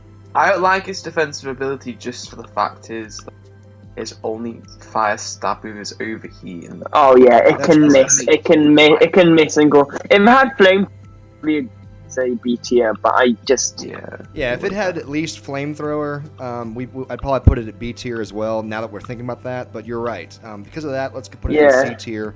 I'm going to put it in front of Incineroar, though. I'm putting it in front of Incineroar. yeah, that I agree. That's fair enough. I think that's fair. Like for example, if you're playing against a Rotom Heat and you pick Overheat, you can just pivot into your water and go -2. Then it's not going to do actual damage to you. But if you had Flamethrower, you could still do big damage with an electric move the next turn. I can agree with that. Like- It's really good utility Pokemon. It's as far as It's a great pivot. It's a really good pivot. yeah, it has Defog. It has Pain Split. It has, of course, the priority with Sucker Punch. Never gonna run it, but you know it still has it on there. Yeah. It can Yeah, trick. I think C tier is good for it. Honestly, I think it's a good C tier pick. Definitely one of the better things in that bracket. Dang it! I was hoping that would be. It's like I'm trying to see where we're gonna be that actually disrupts what actual tiering is gonna be. You know what I'm saying? Like, 'cause I believe there are some Pokemon, and we've done a little bit of that where we've seen like Pokemon like Blacephalon and Volcarona that are high priced Pokemon that aren't quite as good as some things that are lower priced, right? But I was hoping we were gonna get more of that so far. But we're getting there. We're getting there. What? Have we done Victini yet? Let's do Victini next then. Let's do Victini. Okay. Victini, of course, very high priced, very versatile, has every face-breaking, melting move coverage thingy known to man and Jesus Christ and Taco Bell. Can run every set under the world, every item under the world that you would imagine running. Even Lagging Tail, if you really wanted to play like a Trick Room set or something like that, you know, because you're drunk. I've done that before. I'm joking, obviously, but you know, life. Victini's pretty good. I don't think it's. People say it's top 10 mon in the format. I think that's like ludicrous. I think it's the best fire type, personally. You think I it's the prefer best fire type? Infernape. I like Infernape a lot more. I believe that Infernape. Here's my thing with Victini is that Victini is, again, it's one of those really high-priced Pokemon, right? Mm-hmm. It has great coverage. It has U-turn. It can pivot. It can melt. It can break. It can run the bulk set. With Fire Psychic though, it has a good like niche typing. Like if you run bulky, you can check things like a Mega Medicham, for example. I get you. I think it's hard for me to say anything below S tier for Victini just because of just how effective it can be offensively on a roster. But it does cost so much money that I honestly want to put Arcanine above it. Does that make sense? No, I get where you're coming from, but for me, Victini is either the best thing in A tier or it's like S tier. Yeah, it's either one of those two, and it's the thing that's stopping putting in A tier is the fact that, again, stealth rock weakness. V-Create makes you speed drop so you can get more easy pursuit traps. Because if your defense and your speed drop, that pretty much eliminates the 50-50 of pursuit. Because you're gonna die even if you stay in at that point. But it's still it's a really threatening breaker, and it's really fun to use. Like having mixed warbreaking capability is an amazing pro. I can agree putting it in S tier. Honestly, I can say fair enough. I think it's better than Zardex, Charizard Y, Arcanine. I'd personally rather have Infinite, but the two are like very close, if you know what I mean. It's preference at that point. So you say put Infernape first, then Victini, then Heatran. No, I think I'd rather have Infernape and Heatran over Victini, but it's preference at that point. I think you're right at that point. Only thing with Victini is there's no X4 weaknesses. It's kind of the big thing that I like about it a bit more. I can say like I think those top three I think a good chunk of players will agree those are the best three fire types, or at least three of the top 5. Mm-hmm. But at that point, it's just whichever fire type people prefer. Like I'd say at that point, you can't say for a fact one is better than the other. I think you're correct at that point. Let's move on to a Pokemon that's honestly, this Pokemon I believe we should rank very highly. Mainly not so much because of what it offers you as the actual Mon, but what it gives you the opportunity to do with the rest of your team. We were talking earlier about Pokemon that allow you to be able to get more whenever you pick this Mon, right? This is Mega Camerupt. This is a Pokemon that has great offensive potential, great defense, decent HP, no speed whatsoever, sheer force. This Mon reminds me of Mel in terms of being good on Trick Room, very good rocker. But this thing actually has defenses, and as a tier 4 Mega, you'll get a lot of extra points. You do, and in all honesty, because you pick this Pokemon alone, by picking this one, gives you it basically blocks Trick Room from being used against you. Just picking this one alone. I put this above Chandelure as the best thing in D. As the best thing in D, really? Still going all that low on it, even though it would give you the opportunity to pick up another tier 1 team pick on your team. That's a good point actually, but that's actually a good point actually. Because here's the thing: picking this Mon, the benefit of picking this Mon is that it gives you the opportunity to build a stronger team. That's the idea, and it has, I believe, it has Stealth Rocks, doesn't it?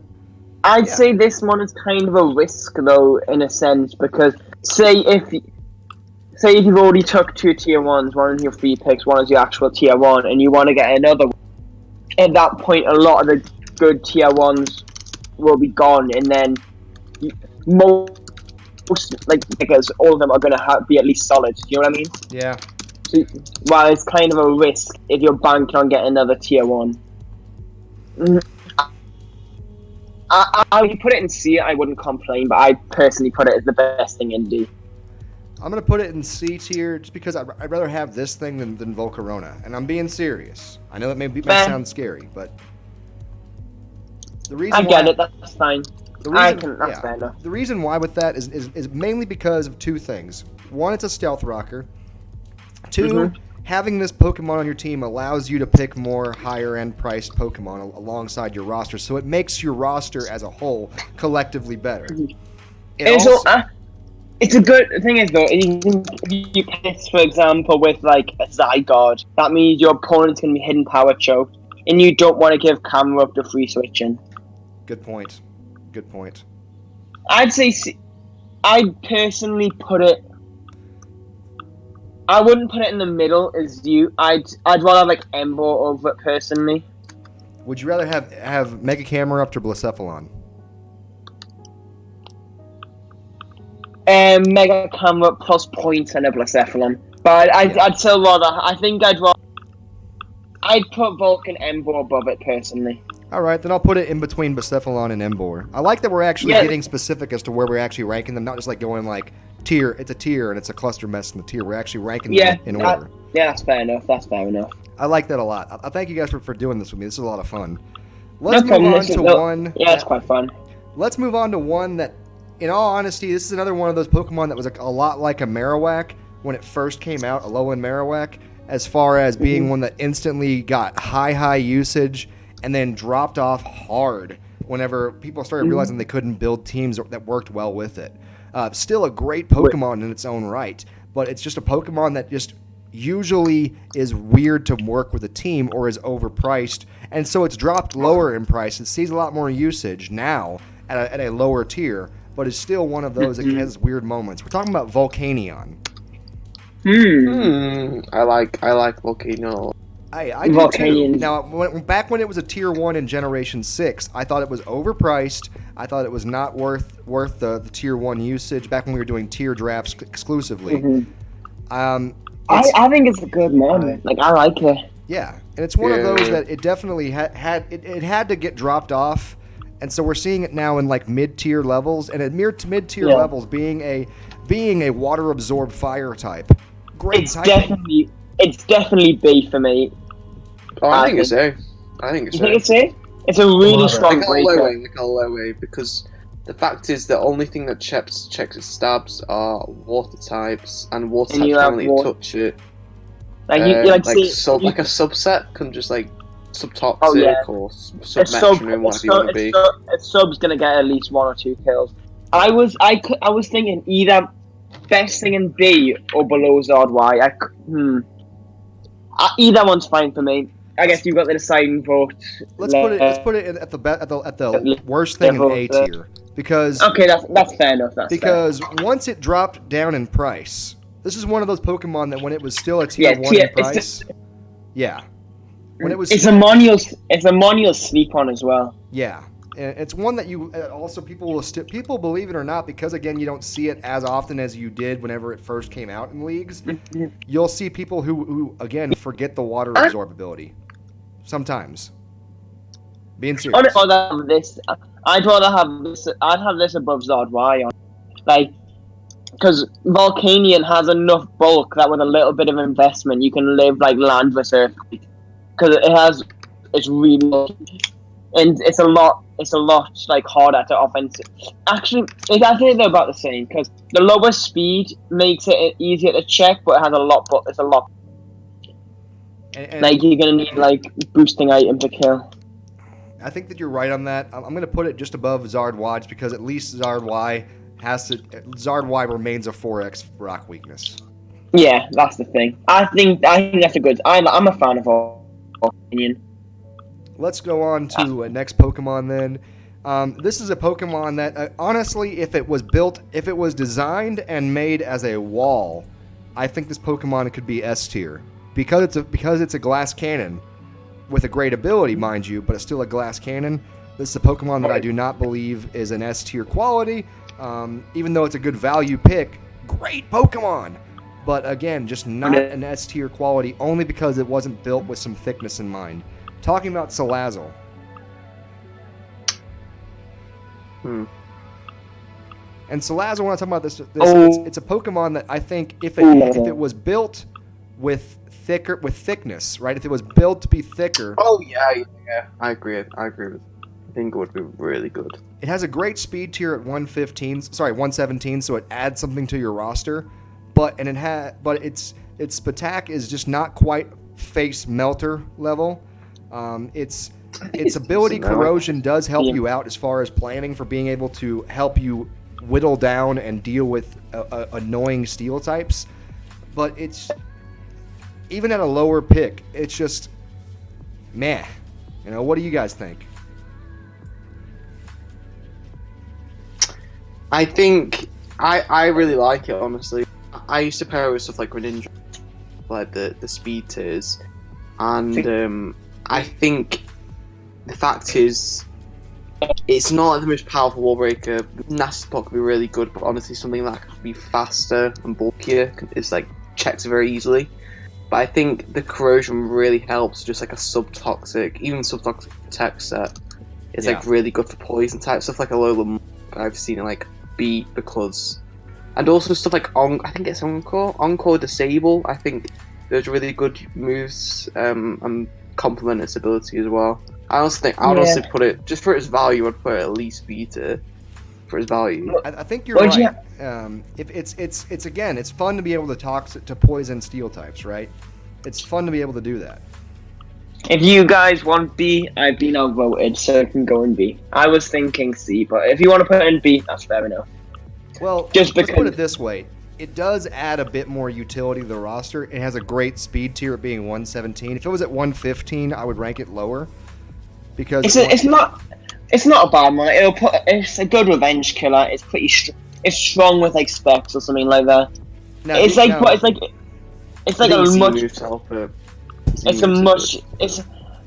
the fucking monkey we talked about for Simicia. Yeah. This is like just a much better Simicia. Yeah. That's the easiest way to put it, I think. Here's a question for you. If do you agree that if Salazzle had 20 more HP stat and 10 and like 20 more in both defenses, it would be an S tier mon? Yeah. I think it would be much better. I don't think it would quite be S, but I think it would be like better than Volcanion probably. So much better. Very much. So it's one of those mons that everything about being a great mon is already built into this Pokemon, in my opinion. Yeah. It just needs like one or two things to change. So what one are we going to talk about now? All right, let's get on to the next Pokemon. Alrighty, 1 second. There's my sheet. All right, so next Pokemon up in here.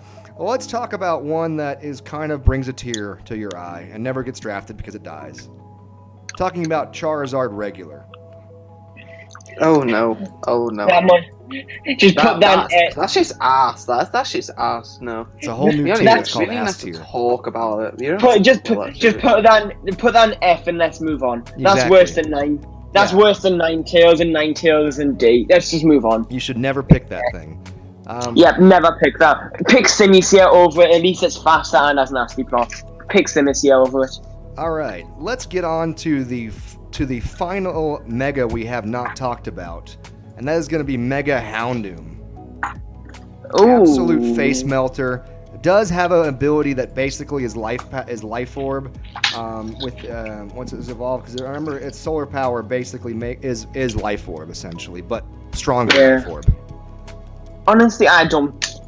That mon is. I think Salazzle's better than it, and if the Salazzle is in B, the highest Houndoom can be is C. But honestly, just looking at C, I like every fire type more than it, just because if Sun is not up, it's going to be checked by most bulky water types. And Yeah. Sun is just not used very often, you know? Yeah. And if Stealth Rock is up, it's gonna be difficult for it because 115 is pretty solid, but it's not gonna sweep a team really. Now, one And good even thing if, about it is that it is immune to Prankster. So it is immune to Prankster, Yeah. so, you know, like, it's not going to get outsped by, like, Tornadus Incarnate or anything like that. but its defenses are just very lackluster, and like something like a Tapu Koko is just gonna kill you. Something like Tornadus is just gonna Torntees and drop you on your neck. Like, it's very easily offensively checked, and it's not too hard to defensively check it, which is why I'd either put it below Blacephalon or like D tier. Alright, let's go ahead and drop that biscuit right down. Where did I put it at? Let's put Mega Houndoom in... Where is it? Where is it? I lost it. There it is. We're putting it in C tier. I'm putting it after Rotom Heat, actually. So I think Rotom Heat offers more to the team, but I'm putting it at better than Incineroar. Is that fair? I'd rather have. Actually, you're right. I'd rather have Incineroar. I'd rather have. Honestly, even Volcarona, even though it has like its shortcomings, I'd rather have Volcarona and Embo over Houndoom. Sheesh. Would you rather have Mega Cameruptor or Mega Houndoom? That's a question. Honestly, I'm not a fan. I'm not that big of a fan of either of them. If I'm drafting either of them, it's for the points. Exactly, but you get a lot more points with Camerupt. Yeah, which is why I put Camerupt above it. Oh, got dropped. So sorry. There are some fans out there in the world of Mega Houndoom in draft format, but you just got dropped, son. Let's go on to the next one right up in here. Let's talk about the weaker of the weakest of the legendary birds, in my opinion, because at least Articuno offers you, some options. I like Articuno. No. I really do like Articuno. Because Articuno does have... What? No. I'll be back in 2 seconds. I just need to get a knock on the door. Okay. So so I heard some no's on that about that. So what would you think when it comes to Moltres? Articuno is way worse than you have an ice type. Like Articuno is built to be an offensive one with its typing, but it's just weak. It's really weak. But here's the thing about and Moltres, it can't be defensive. It can't be defensive. Moltres semi can be defensive because Fire type is a much better typing than Ice defensively. Right. But it's way better than Articuno. Like the reason why I've never seen Articuno so. The reason why I get off on Articuno bet more than I get off on Moltres is Moltres, again, they're both X4 weak to rock, so there's not really a win there for either one of those, right? The big thing with Moltres is that Moltres is one that its power spread reflects more of a special attacker, but its move pool reflects more physical attacker. I honestly think that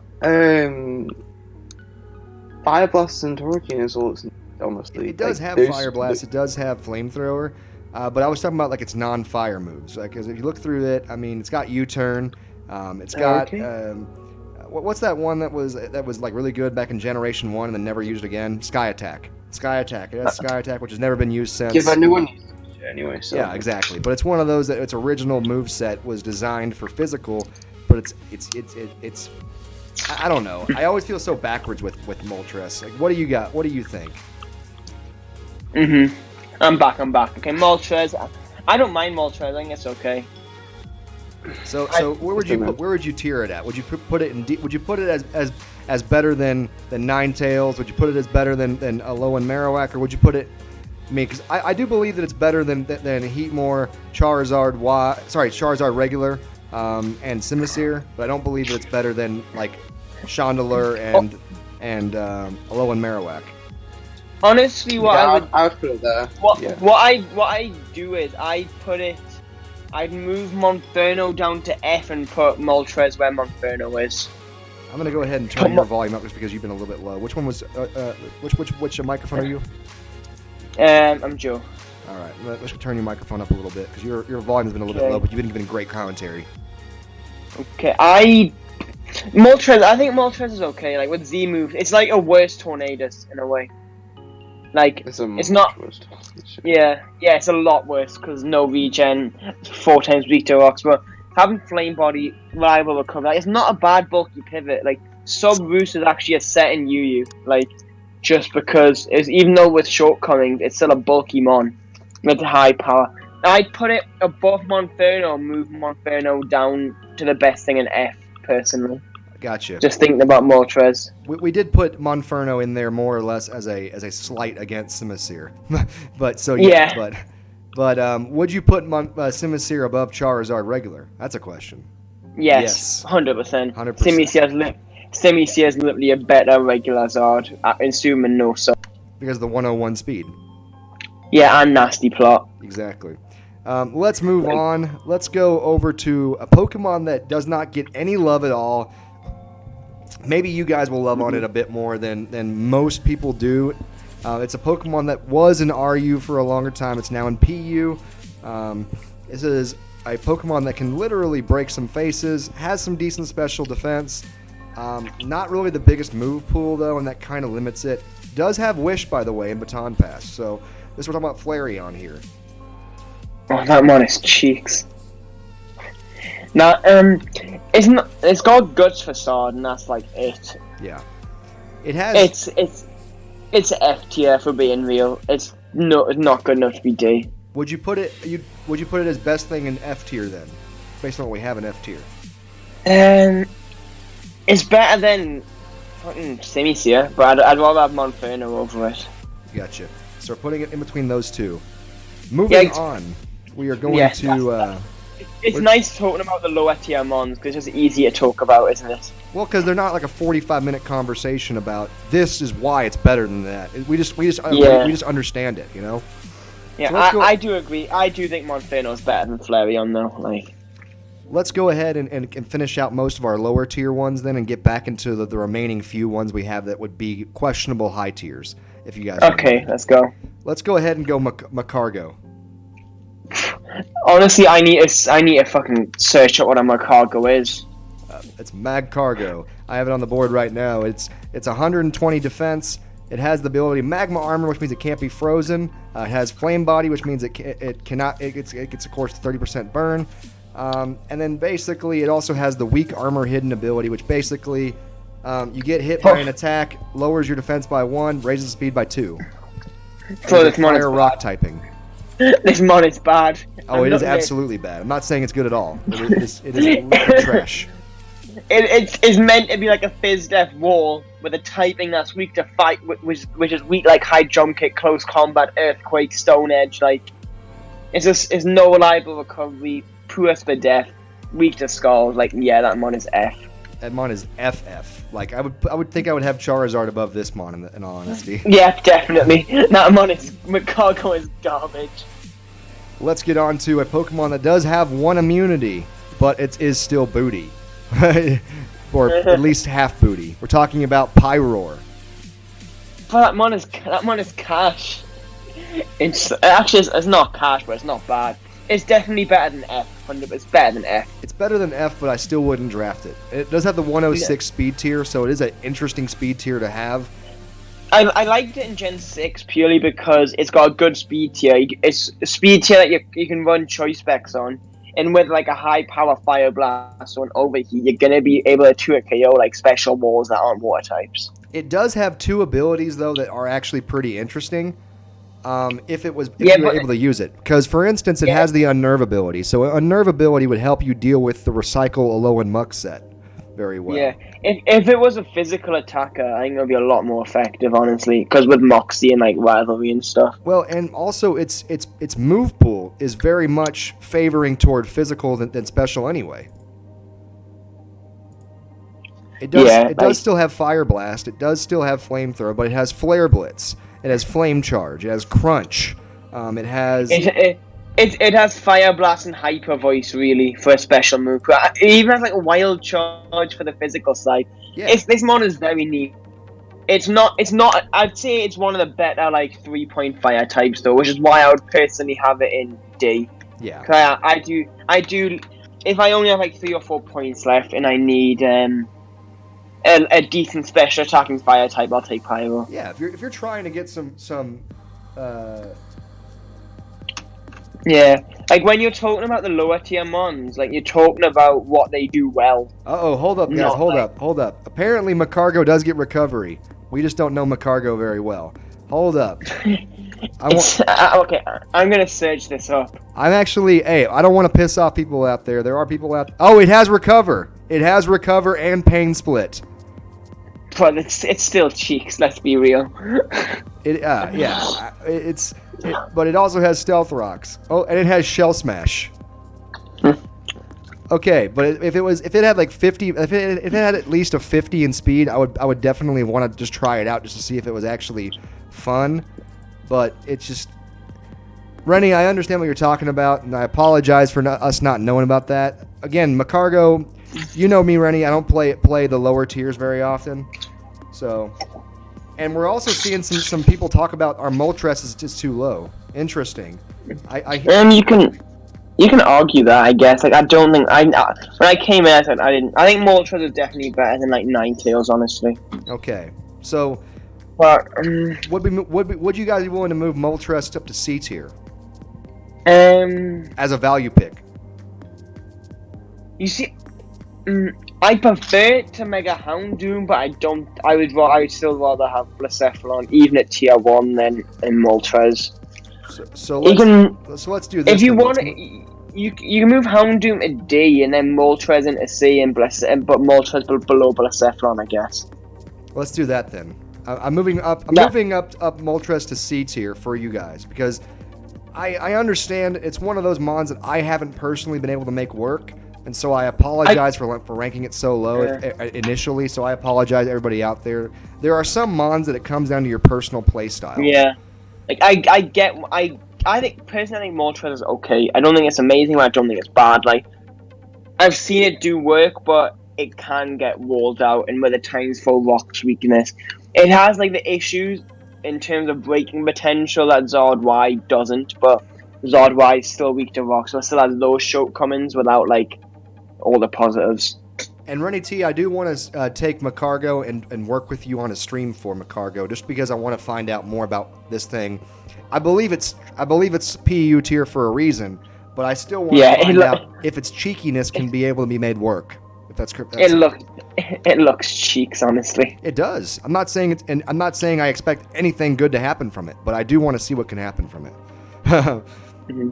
Let's go and do we want to even rank Fletchender, Braxton, and Charmeleon? It's not Gen 6. Put Fletchender in fucking so cute. In what? Fletchender shouldn't be ranked. It was okay. It was okay in Gen 6, but it's not Gen 6 anymore. So I'm also going to put Braxton and Braxton and Charmeleon in there. I'm also going to put a Pignite in there as well as Quilava. Just get rid of them, as well as Ponyta. Yep, do that. All right, so we have a few more left. Also going to put Lampent in there. Don't want to deal with Lampent. And so let's move on to actual Houndoom. That mon is not good, honestly. Like it had before Incineroar was released. I saw it drafted occasionally, but now that Incineroar exists, you'll never see a regular Houndoom drafted, really.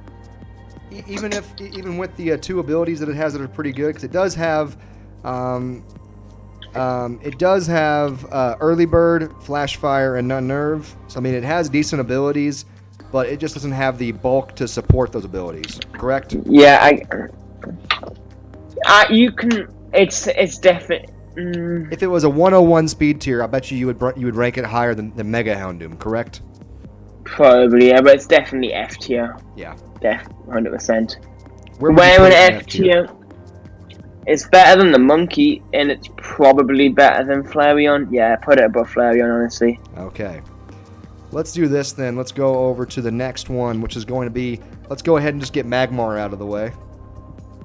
But I don't know. I know what Magmortar does, but I don't know what Magmar does. The exact same thing, but just with an Eviolite.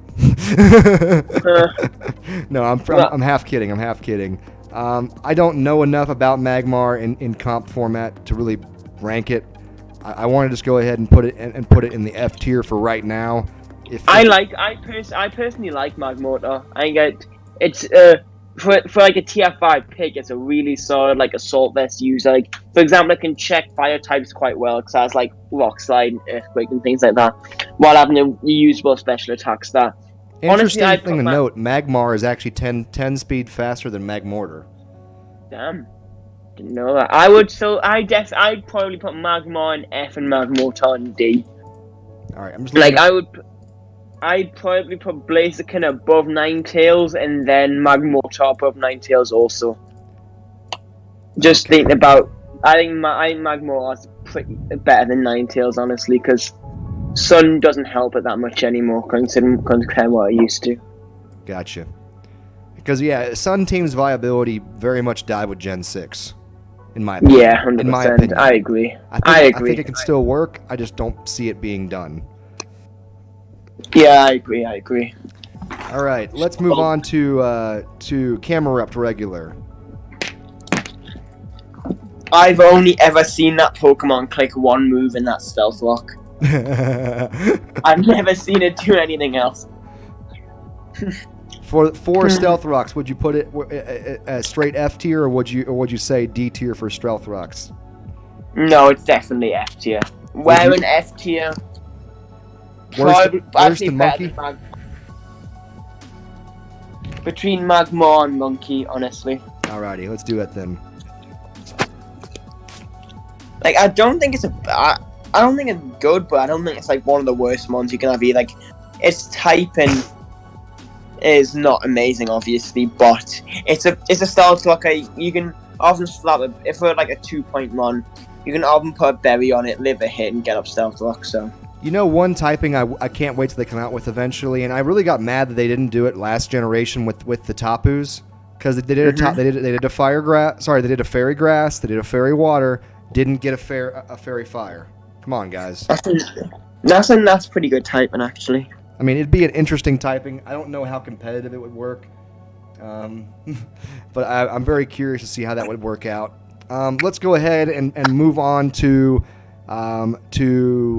cast form's sunny day form. Do we even need to say anything? Just put that thing in F. Yeah, because if we put anything higher than F, we're probably gonna get like crucified in the streets. Yeah, just put it in F. Like, let's move on. Alrighty, let's do that. Moving on to Oricorio Fire, straight F also. I'd say it's one of the better things in F, at least. Like, a little bit of praise for the thing. Like, I've seen it do work. Like, it does have interesting ability. It does have the Revelation Dance, which of course becomes a very, very powerful stab move for it. Okay, I've got somebody giving me some shit. Sky, Arcanine is much better than Zardwai, in my opinion, in terms of value. Who's saying that? Is it in the? Where's it at? Is it in the DPL chat? Yeah. Okay, because I can't watch the DPL chat. You can see that from some of his trace. Like, I just. Okay, he was in core for a second and he just left. I can't tell. Is KMJ hating on me when he says that stuff? No, he's praising you. I'm pretty sure. Okay, I can't tell. I mean, it's one of those where, again, there are mistakes that I'm going to make whenever we're doing these, because again, it's based off of like play style. Opinions. So, it's based on opinions at the end of the day. Like, somebody might think Charizard Y is the best fire type, and it's their opinion. We can't say they're wrong. It's just our opinion. So basically, when it comes to Talonflame, we're saving Talonflame for last. Talonflame is the last Pokemon we're going to do, for those of you guys who are wondering why we're sitting on it. And the reason why is because I wanted to get all these trash things out of the way, these things that are very, very easy to just say, yes, they're straight F and move on, right? Let's move on to, we're starting to get to a pretty core group of things that I think actually have some opportunity to move here. We're going to move on to Rapidash, an amazingly good speed tier, decent abilities, has the flash fire ability, has the flame body ability, doesn't have the best a move pool in the world, does of course have flare blitz, does I believe does it get wild charge also? It does get wild charge. Yeah, I haven't seen Rapidash drafted in Gen 7, I don't think. I've seen it a couple of times in Gen 6, but these days it's just it's a mon that time's forgotten. It does get forgotten. I do believe though it is much better than like a Pyroar. I would take this over a Pyroar any day of the week. Yeah, I can agree with that. Again, Honestly, I just think Rapidash is a physical Pyro. I think it's a little bit better than Pyro though, so I wouldn't be against if you put it above it. the big thing I like about it is that it's obvious that it basically with the Rapidash his move pool matches his specs, right? His stat spread. And that's one thing I hate when that happens, when you have a Mon who has an amazing physical pool, but it's clearly more optimal as a special attacker, you know? Yeah, I get that. I'm fine with putting Rapidash. I'd say like D tier. Mm-hmm. We have like Blaziken, Ninetales, Magmortar, Marowak, Chandelure, and Houndoom. Like a lot higher than Rapidash and Pyro. They're like at the bottom of D tier, if you know what I mean. Exactly. Let's move on to one that I think that I had a lot of high hopes for, but it hasn't panned out in Gen 7 at all, and that is Turtonator. Oh shit! The person giving me shit in the DPL chat just joined the chat, and joined the call, so let me just talk to him for a second. Sure. Okay, Sky, you gave me shit for saying Zord Y is better value than Arcanine, and I fail to see how, honestly. Like, Zord Y takes up a tier 1 mega slot when there's other megas who are literally on weak to rocks and still have huge breaking potential. Like Mega Dynasty, Mega Gardevoir have huge breaking potential and are a lot more consistent than Zord Y. While a tier 3 Arcanine, for example, is a really good physical check to things, good pivot. Okay, it's weak to rocks, but Zord Y is crippled by Stealth Rock. And Arcanine can check a lot of physical attackers just with Intimidate, like cushion a lot of hits. And Zord Y is a lot easily offensively checked and is very one-dimensional. Yeah. That's just what I thought I had to say, so we can go back to like ranking Pokemon now. Right. Well, that's why Arcanine's better than Entei, because Arcanine has more dimension to it than Entei does. That's really what it comes down to. And Arcanine, in all honesty, because it's a lower tier pick, that's the thing about it. Arcanine is more valuable. If Arcanine got bumped up to a higher tier, it would drop. Zord Y would be above. Like, say if Arcanine was tier 2, Zord Y would be above it, but because Arcanine's tier 3 for what it offers to your team, while Zord Y is I'd say it's a little bit more than 50-50, but it's times 4 weak to rocks. It's offensively checked by a lot, and it's difficult to switch into, but some bulky dragons can pivot in, some niche mons. I'd say Zord Y is one of the biggest mons that can fall to like a niche mon, like a Magmortar, for example, or like a Dragonair or something niche like that. Right, and that's why we're picking that one as higher than those ones. It's not that we don't love the Zards. We love the Zards.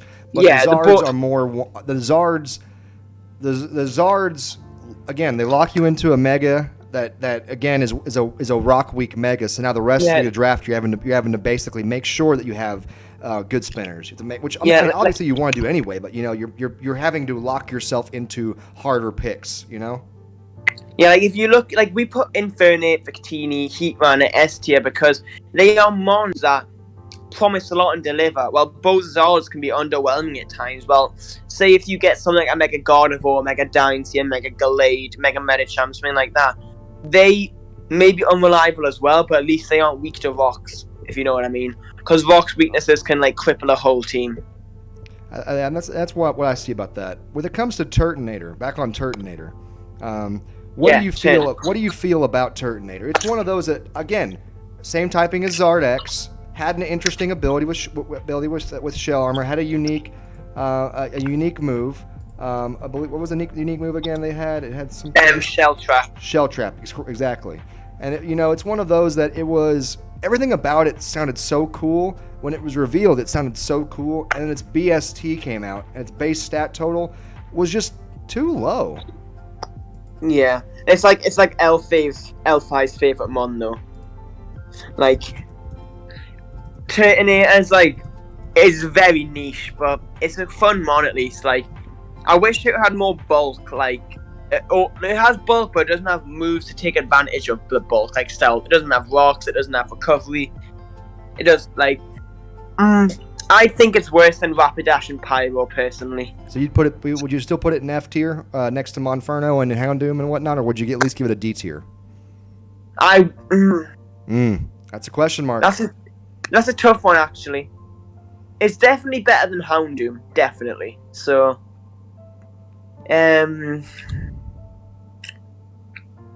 I say we put it at the bottom of D. Bottom of D. Okay. Yeah, that's fair, I think. Let's move on to Torkoal. Probably the best outside of maybe Mega Camerupt and Heatran. Outside of those two, Mega Camerupt and Heatran, and because Infernape gets it also, I believe. Definitely one of the definitely probably in my opinion the best Stealth Rocker out of the fire types. I think Torkoal's better than Ninetales. Honestly, like. So you're talking about from the drought ability. Yeah, I'd say it's better than Ninetales, honestly, Torkoal. Like, it's not an amazing mon, like, it doesn't have recovery, but every game, it's a mon that should get up Stealth Rock in it Rapid Spin once, at least. Like, it's not a war necessarily, but it's a good support mon. While... If Torkoal was a ground type, I think it would be a much higher tier. Because it's a fire type, and fire type is usually used for breaking and melting. Like, fire types are usually kill getters, and because what I think we should do, honestly, I think we swap Blaziken and Ninetales and then put Torkoal in between Blaziken and Ninetales. I think I can agree with that. I think that's pretty fair, honestly. That just makes sense in my head, at least. And Torkoal is very one-dimensional, though. Like, it Stealth Rocks, it Rapid Spins, it clicks Lava Brew, and maybe a Toxic or Solar. Like, but it does its role pretty well, and it's a good little core with something like a Victory Bell or a Venusaur or something like that. Let's move on to probably the most questionable one out here that we have left, as far as other than maybe Talonflame, is going to be Combusken. One that we've been talking about most of the stream, again, because of its ability and because of its ability to, in certain leagues, pass that speed, and also because of the Eviolite, and just because of the fact that it's basically able to do what Blaziken wants to do, but can't do because of its limitations in league format. Honestly, I'd put that above Monferno as the best thing in F. Okay. Just because it's like, if it was a league that guarantee allowed speed pass, I'd probably put it somewhere in D, but some leagues don't. Like, we should probably like count them. Gotcha. Is the league that we're counting for. And that's what I was thinking about too. I mean, smash passing, speed passing, all those passing was a lot bigger thing in Gen 6. Most leagues have banned it out because they don't want to have to deal with that, which I completely understand why. It's freaking annoying. Yeah. But at the same time, Combusken is better than Monferno, at least because of the simple fact that there are some leagues that do that. Yeah. And if it is a league that allowed speed passing, I would say that Blaziken is worse than Combusken if it's one of those leagues. Not because in a heads-up 1v1, but because of a value pick versus a non-value pick. Does that make sense? Okay, I've been asked a question by Marin Varen. He asking why Heatran is S tier. So, do you want to take that, or do you want me to? I'll happily take that. Heatran essentially is one of those Pokemon that I believe is so good for what it offers you for your team. And it's a bulk Pokemon, and bulk is amazing. Granted, again, we know about the X4 ground weakness. We know about that. We know about the Focus Blast, just ruining its day. We know about that. But it's a stealth. It's a really strong stealth rocker that can still run Choice Scarfs. It can run Specs. It can basically get out there and be a Z user with Bloom Doom. It can be a Pokemon that does its job. Heatran is one of those that I've loved using throughout my entirety of ever being a battler, and because of its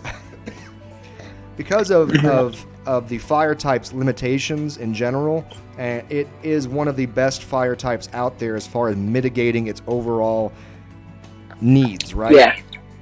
What's amazing about Heatran, in my opinion, though, is that it's a top 5 stealth rocker. Like, a Spadef Heatran will get up stealth rocks every game. Exactly. But it can also be a really good stall breaker with Magma Storm trapping, decent Scarfer with a decent base speed, high power stab moves, like its move pool is great for a defensive mon while having what it needs for an offense, having raw, torn, toxic, things like that. Stealth rocker, like I think it's in terms of value as a tier 1, it's not going to go round 1 normally, but it's a really solid round 2 pick. Yeah, it's Just one, as one of those that again, you're not going to see it round 1. And honestly, you're right. I mean, I know that Infernape has definitely fallen off in this generation also. There's not really a fire type out there that's a guaranteed first round pick. There's not. Victini isn't either, in my opinion, but it's like... But it's still the best out there.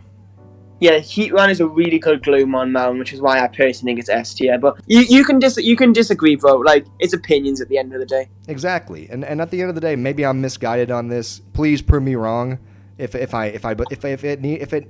think that, I mean, it can be argued that a certain mons are better. But as far as being a top tier stealth rocker, being a top tier check to most psychic types, being a top tier as well.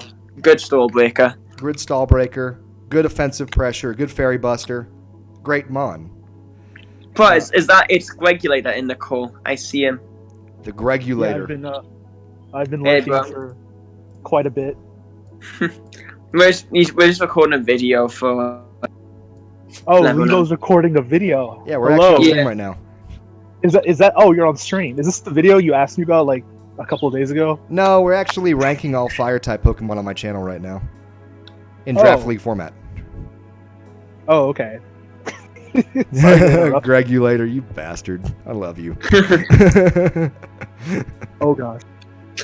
It's okay. Okay. Hey, so let's move on. We have 3 more left, and then we can basically argue on semantics a little bit for a second. But essentially, the next one we have is Thiplosion. That one is bad. Just don't give this Pokemon any time. It's not worth talking about. Yeah. Put it in F tier and move on, right? Yeah, just put it like top of F tier and move. It's not complete shit, but it's pretty bad. It's one of those that if it had a 101 speed, maybe we'll give it some conversation, but we don't. If it had 110 speed, it would be in D tier, but it doesn't, so it's like still an F. Right. It has Flash Fire, which that's cute and all, but it's not a physical mon. It's a special mon. You know. Yeah, it's a fire type that relies on eruption, which means you have to be at full HP, but it's weak to rock. Yeah. So let's move on to one that could possibly be higher, depending on your personal opinions. And that is Delphox, giving us above 100 in speed, giving us above 100 in Spatak and Spadef, but and being, of course, the typing that does match up with Victini, which we do have in the S tier. But again, mid-range pick as far as lower mid-range. Definitely saw it as far as overall usage and whatnot in Gen 7 get dropped a bit. Where would you put it at? I think it's definitely D tier. Where would you put that in D tier? Would you rather have a Alolan Marowak or this? I think they do different roles. Like, I think Marowak offers more to a team, honestly, but I think this is definitely better than Magmortar, definitely. Okay, so I think wow, I love how we just literally dropped it in the right spot. Like I love how we're able to basically line up our thoughts enough to be able to pick out exactly where we should like make the question of, is it better than this, right? I think Delphox is pretty solid. Like, it's got decent stabs, high base power, it's weak to rocks, which is annoying, and pursuit. Like, it has all the problems Victini has, but with less of the upside. But it's still a decent Scarfer, good Calm Minder, good Sword Breaker, take advantage of some defensive teams. It can even run dual screens, which is pretty niche, but it's not bad. Now, here's the question. The final mon that we haven't ranked yet, Talonflame. A mon that would probably be in high A tier, no questions asked if this was Gen 6 still, but it's not. But I like Talonflame. I think it's pretty good. I think it's definitely better than like Houndoom and Chandelure. I think it's definitely in C tier, but I don't know where in C tier. I would tell you this: it's definitely the best fire flying that's a non-mega. Would you agree? Yeah, I think it's better than Moltres. Would you be willing to go on enough limb to put it in B tier just to separate it far enough away from Moltres? No. Okay. I good. think not. Yeah. That's a fair statement. Would you rather have Volcarona or Talonflame? I'd rather get like an 8-point Talonflame than a 14-point Volcarona. That's how I was thinking too. It's a better value pick than a Volcarona. It has a great speed tier to it. Great speed tier at 126 naturally out of the bop. Yeah, it kind of the disappointing bit about the Gale nerf though was that it basically ruined its best set in terms of like the Will-O-Wisp one, because you can't get they can't get like the priority roost anymore, which is really annoying.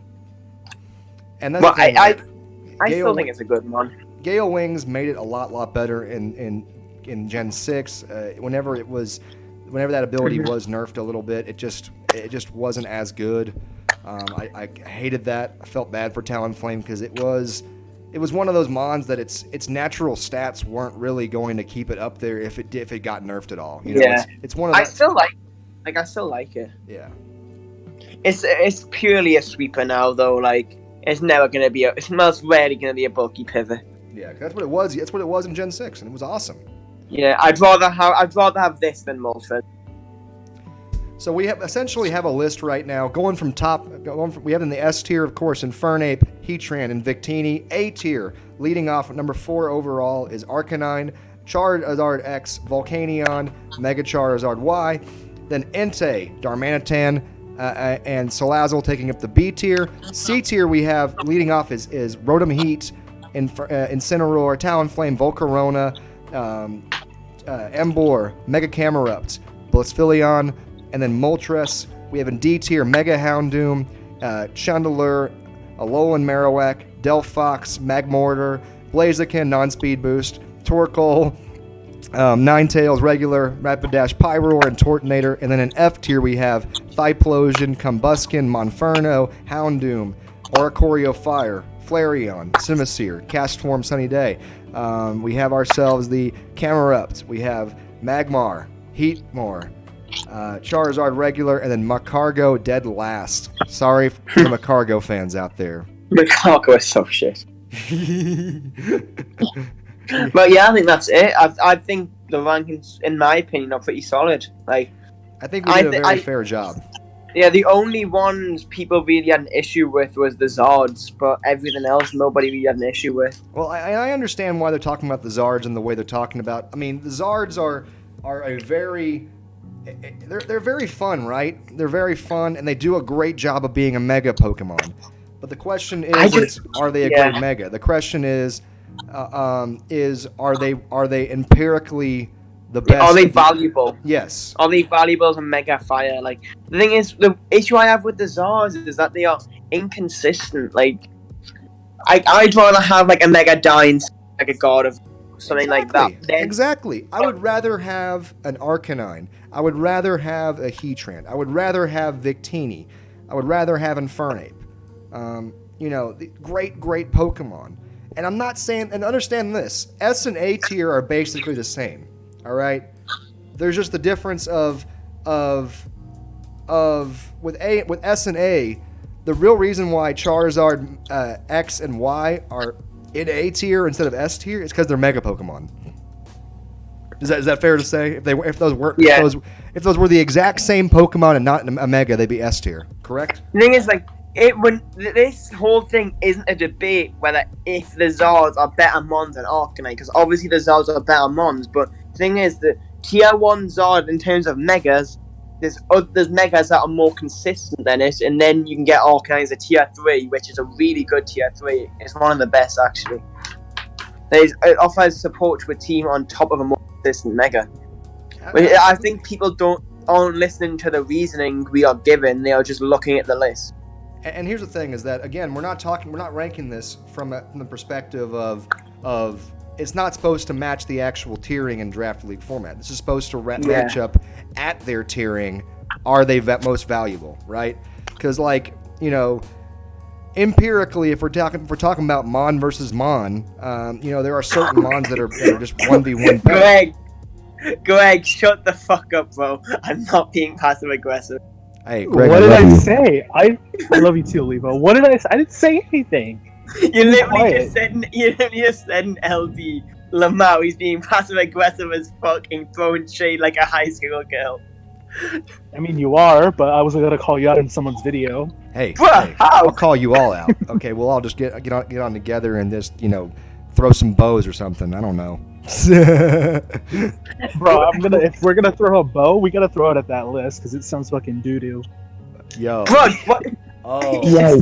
I hate Greg. I really hate Greg. I love and hate Greg at the same time. Greg, you know I love you, man. Ever since the olden days. I know. But real. no, I think we have a pretty solid list. There's a few things that we can actually argue on this. Okay, And it really comes Greg, down to opinion.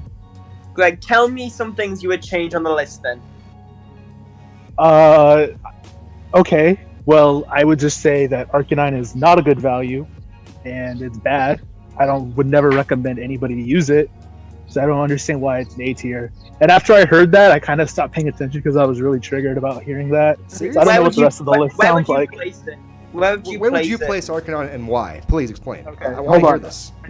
Hold on. I just need to make sure we're on the same page as far as how the rankings are concerned.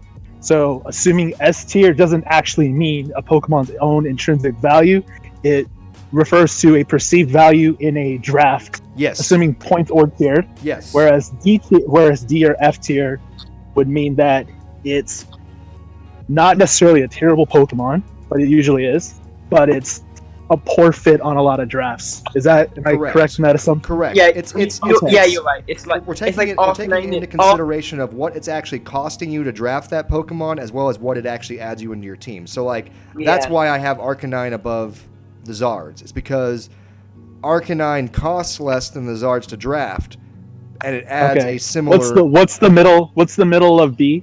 Just name a random one. Middle of D is Blaziken and Magmortar and Torkoal. Okay. I said B, but okay. Oh, B? B. And there's Entei, Darmanitan, and I don't think Salazzle's there, but Elliot said put Salazzle there, so we listen to Elliot. Yeah, I think so. I think a lot of those Pokemon offer. Let's take a look at Darmanitan, Salazzle, and I don't think Entei is a B tier Pokemon either. I think that's C. I think both Entei and Arcanine similar in nature and go in C for a few reasons. One, I don't think Arcanine's value as this bulky Intimidate user is like true value for a team. I think that niche is kind of rare, and while it's unique, it's not necessarily too valuable. You don't really send Arcanine in versus a lot of... I mean, you do send it in versus physical attackers. Like, for example, you could send that thing in versus Mega Gallade. However, moves like Swords Dance and Coverage Move often mitigate any potential Intimidate drops, and avoiding items like Rocky Helmet, residual damage, I think, kind of diminish. I think Arcanine's the type of Pokemon that takes advantage of below average to terrible players. Yeah, whereas anyone who knows what they're doing can pretty much play around Arcanine. And I don't think that Zardex is the same in one sense. Well, I don't think Zardex is good either. So here's a question, Greg. Do this for me. Yeah. Because again, we're ranking them against fire types exclusively, right? Okay. So Yes.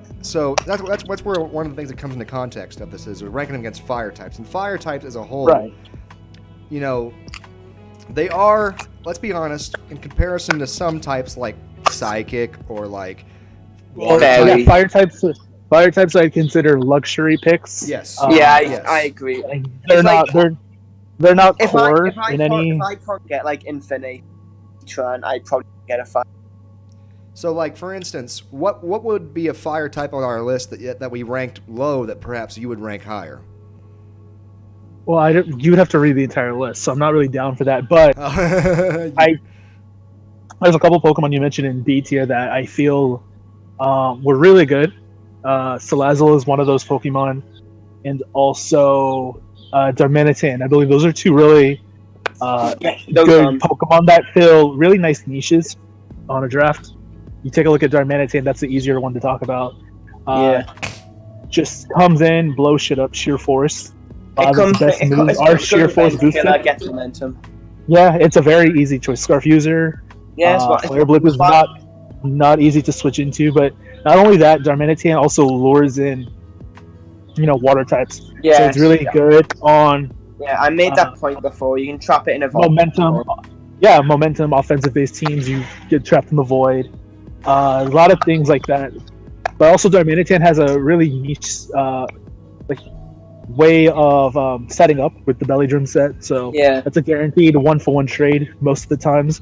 And if against teams with a lack of priority, select sets can really be really beneficial in that matchup. So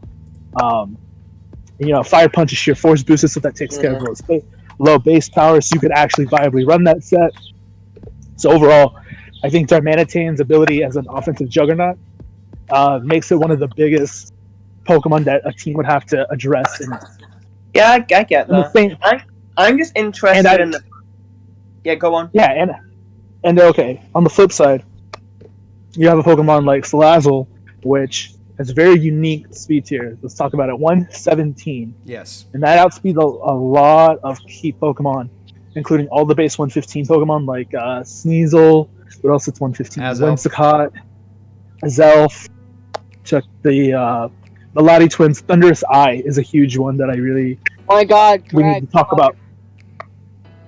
And so being able to outspeed those Pokemon and fire off big high base power moves with really good special attack, I think is good. The poison fire typing means it can switch in, and you can be a little bit more aggressive with. I think its typing for an offensive Pokemon is really, really good, and it's super unique. I like that about Salazzle.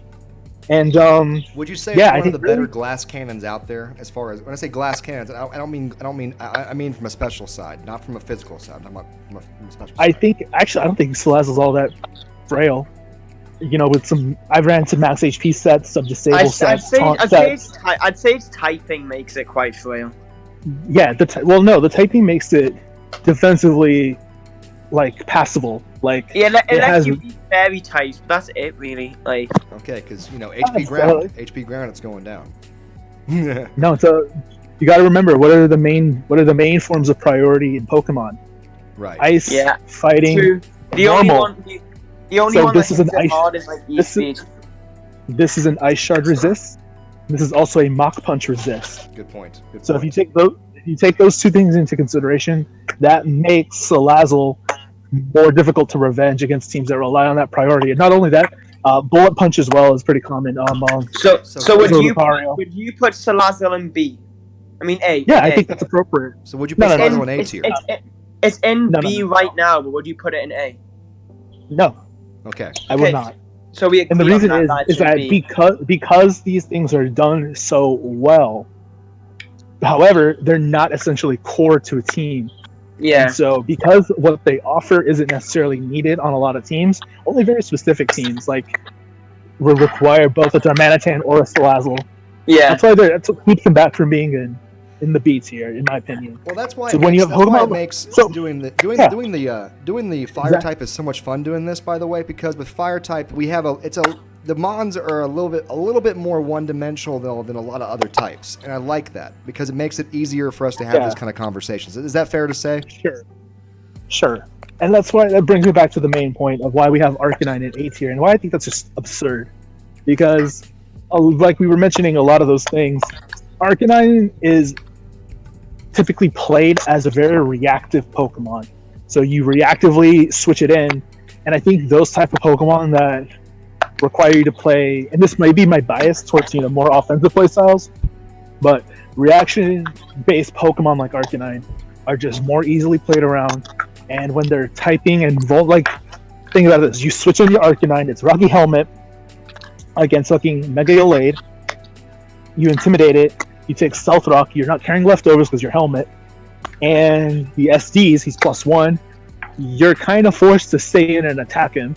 So the Gallade user switches out into a Pokemon that can threaten the Arcanine, he switches out, comes back in at 50%, and now you're in range of that +1 Earthquake, that +1 Stone Edge, whatever the Gallade is carrying. I get what you mean. And you see,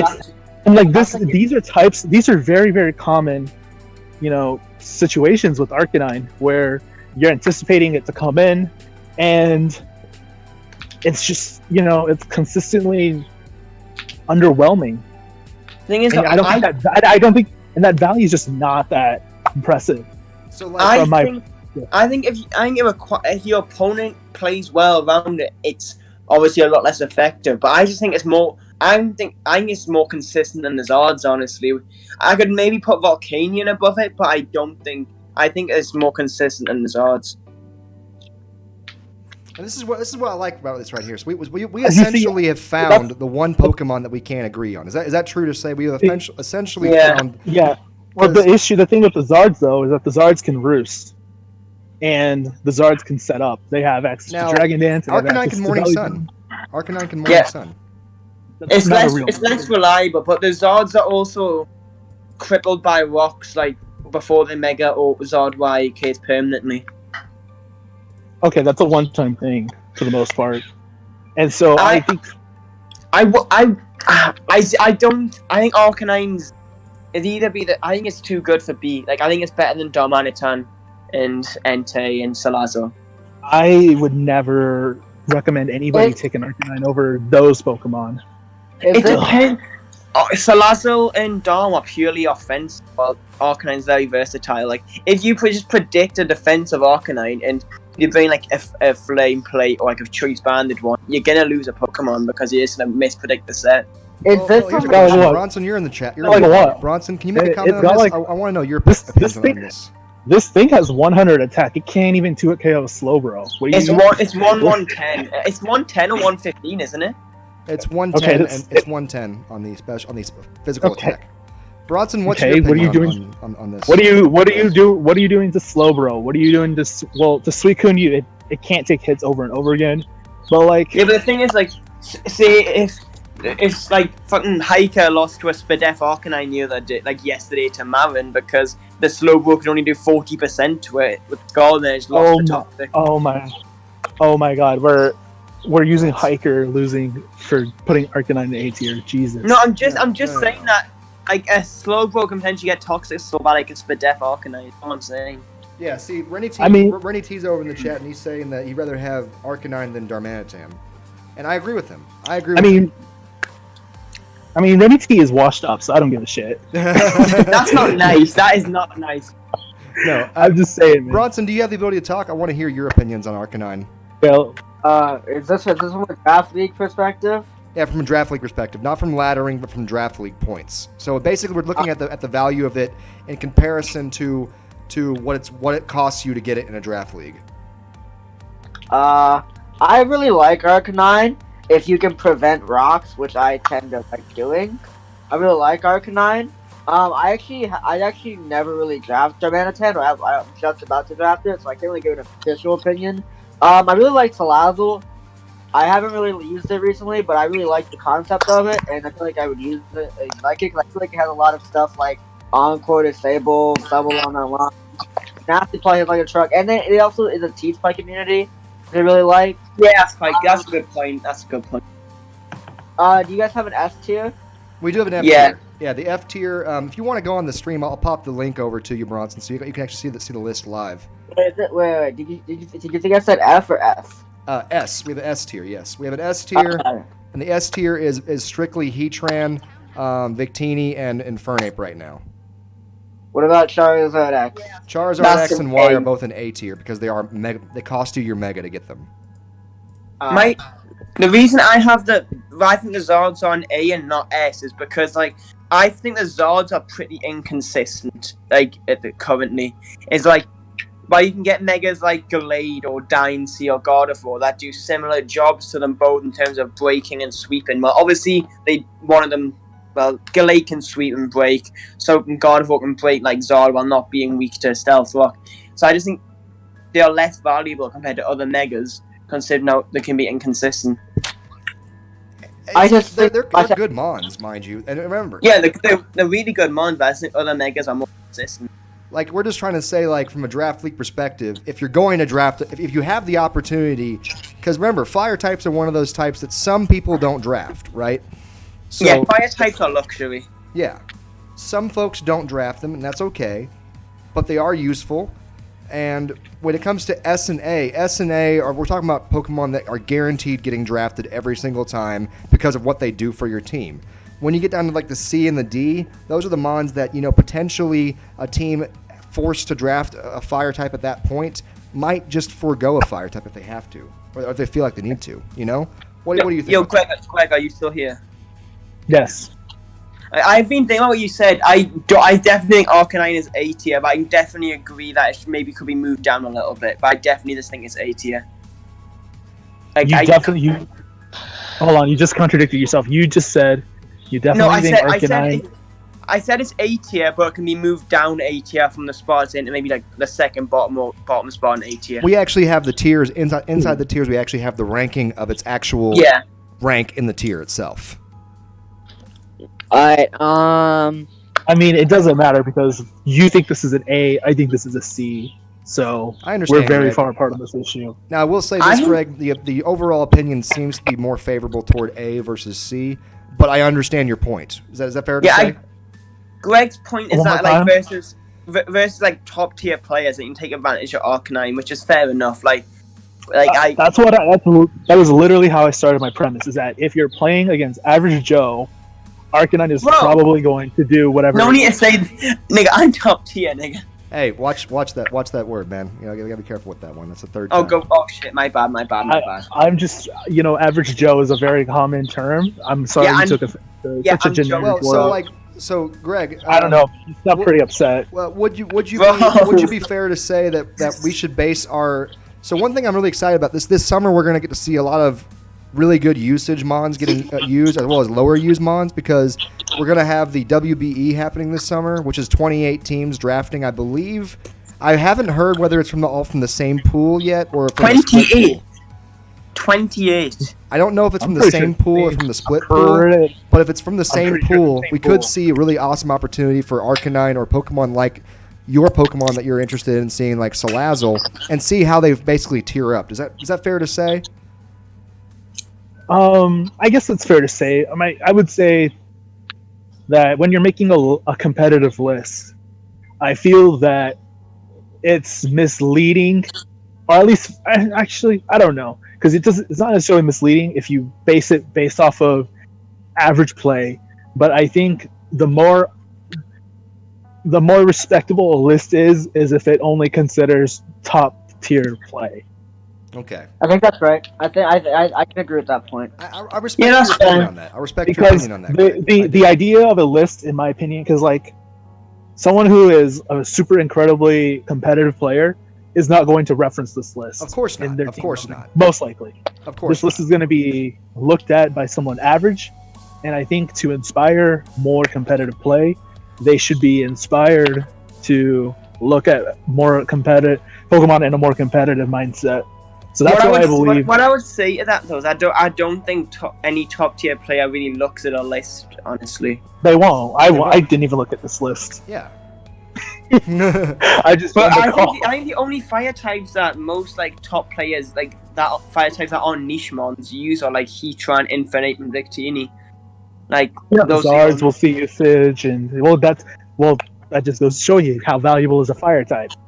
The only fire I consistently draft is Infinite. Anything else I feel like is, I consistently draft Heatran. I love Heatran. Very much love Heatran. Would love to use Victini a lot more often, but it never falls to me. You know. Yeah.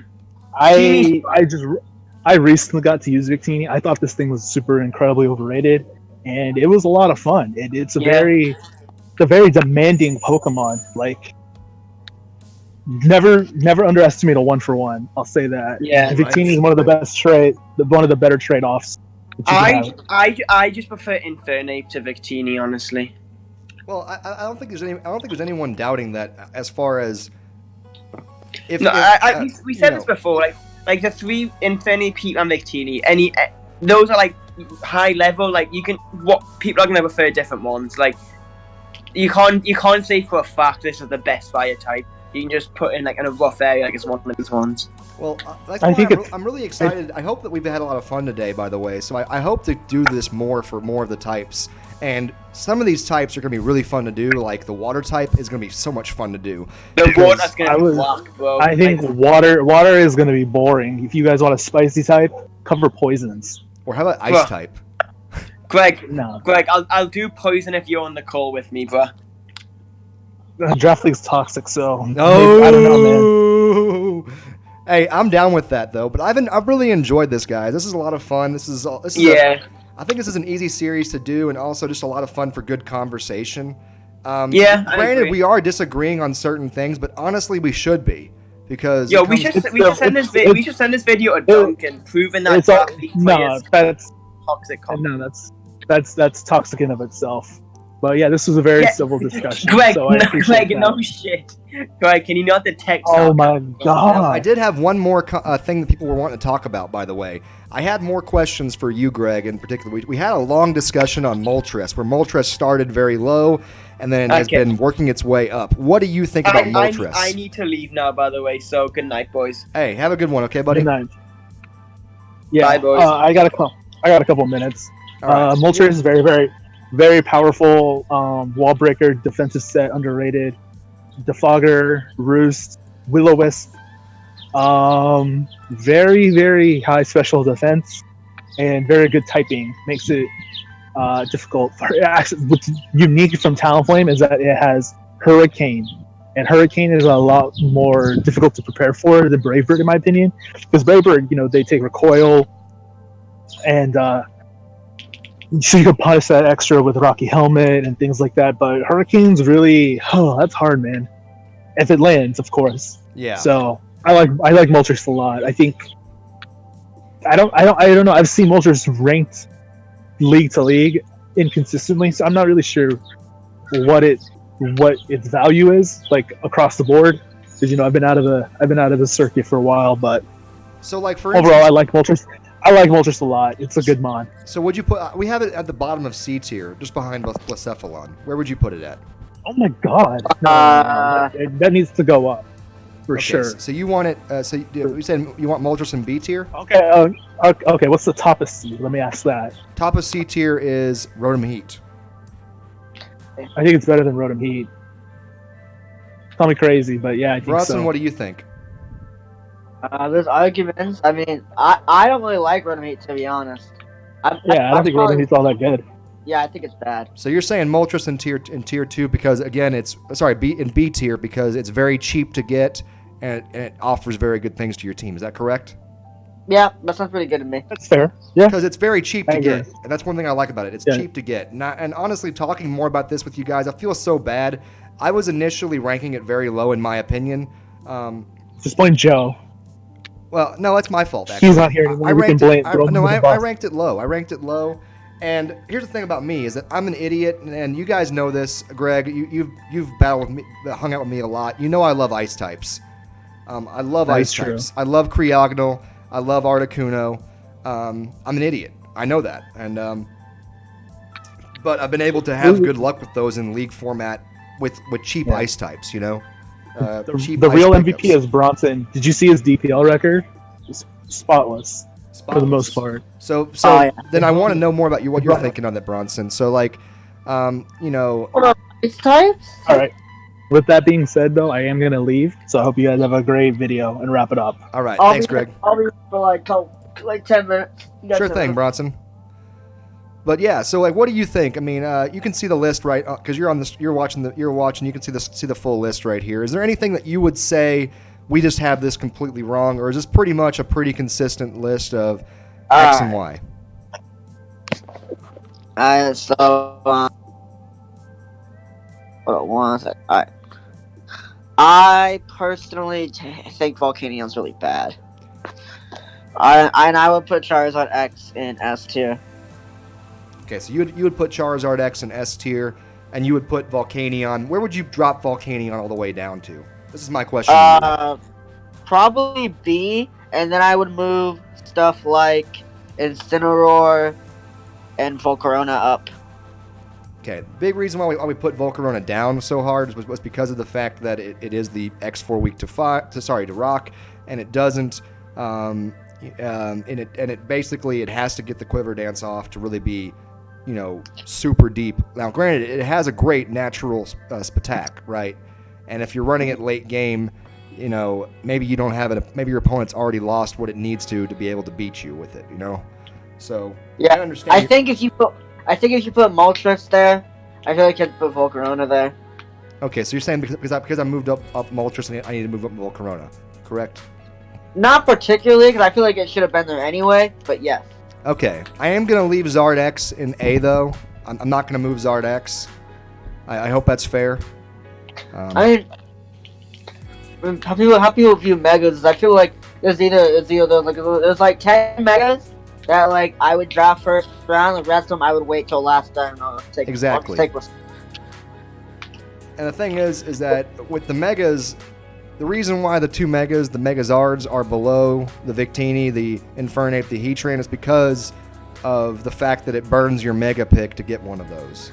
Does that make sense? Yeah, but Zard is well, at least Zard X. I feel like it's 100% worth it. Zard Y, you can tell me there's a lot better things out there, and I could probably tell you that you're right. But I think Zard X is definitely worth the Mega taking away. So if I moved Zard X to S tier, but behind Victini and all that stuff, would you say that's fair? Yeah. Okay. So I think we have a very fleshed out list at this point. I'm ranking Volcania on top of B tier, by the way. Is that fair to say? Let me look what's in B. B. I'd rather have. I mean, I don't like Volcania. I think Volcania's way too slow. I wouldn't draft it personally, but I'd probably put it below all of those, to be honest. But it's my thing. I think Volcania's really bad. I think it's way too slow. It's weak to rocks, and its coverage moves are like poison, fire, water, and then you got hidden power, which is bad. Okay. I'm not going to put it below Moltres, but I will put it above. Sorry, I won't put it below Moltres, but I'll put it below Salazzle. Sure. All right. I think we have a pretty flushed out list at this point. I know we made a few edits to the list late, and did add one of the Megazards to the S tier. I understand why. And honestly, I do believe that Zard X is better than Zard Y because of its typing, A, its versatility, B, it is more versatile, let's be honest about that, it's more versatile. It is something that Roost is a bit more viable with than Zard Y. You know, it's able to enhance its speed a bit better. Because let's be honest, Zard Y can do the Dragon Dance, but Dragon Dance, you know, it's not as helpful for it as it is for Zard X. Right. And so, basically, I think we have a very finished, flushed out list right here. This has been a fun stream. Thank you for everybody who's jumped in on this stream and all the people that are actually in here. We do have our final list here pretty much. Now, granted, there are some things we can still argue about. Had a lot of folks who were hating on the Arcanine being ranked so high. I understand both points of that. Fire type is a bit more of a luxury, and I cannot wait to do more of the more controversial types. One of them, like one type I can't wait to do is Fairy type. I cannot wait to do Fairy type. These were fun. I hope to do more of them. Thank you everyone who stopped by. Have a wonderful day.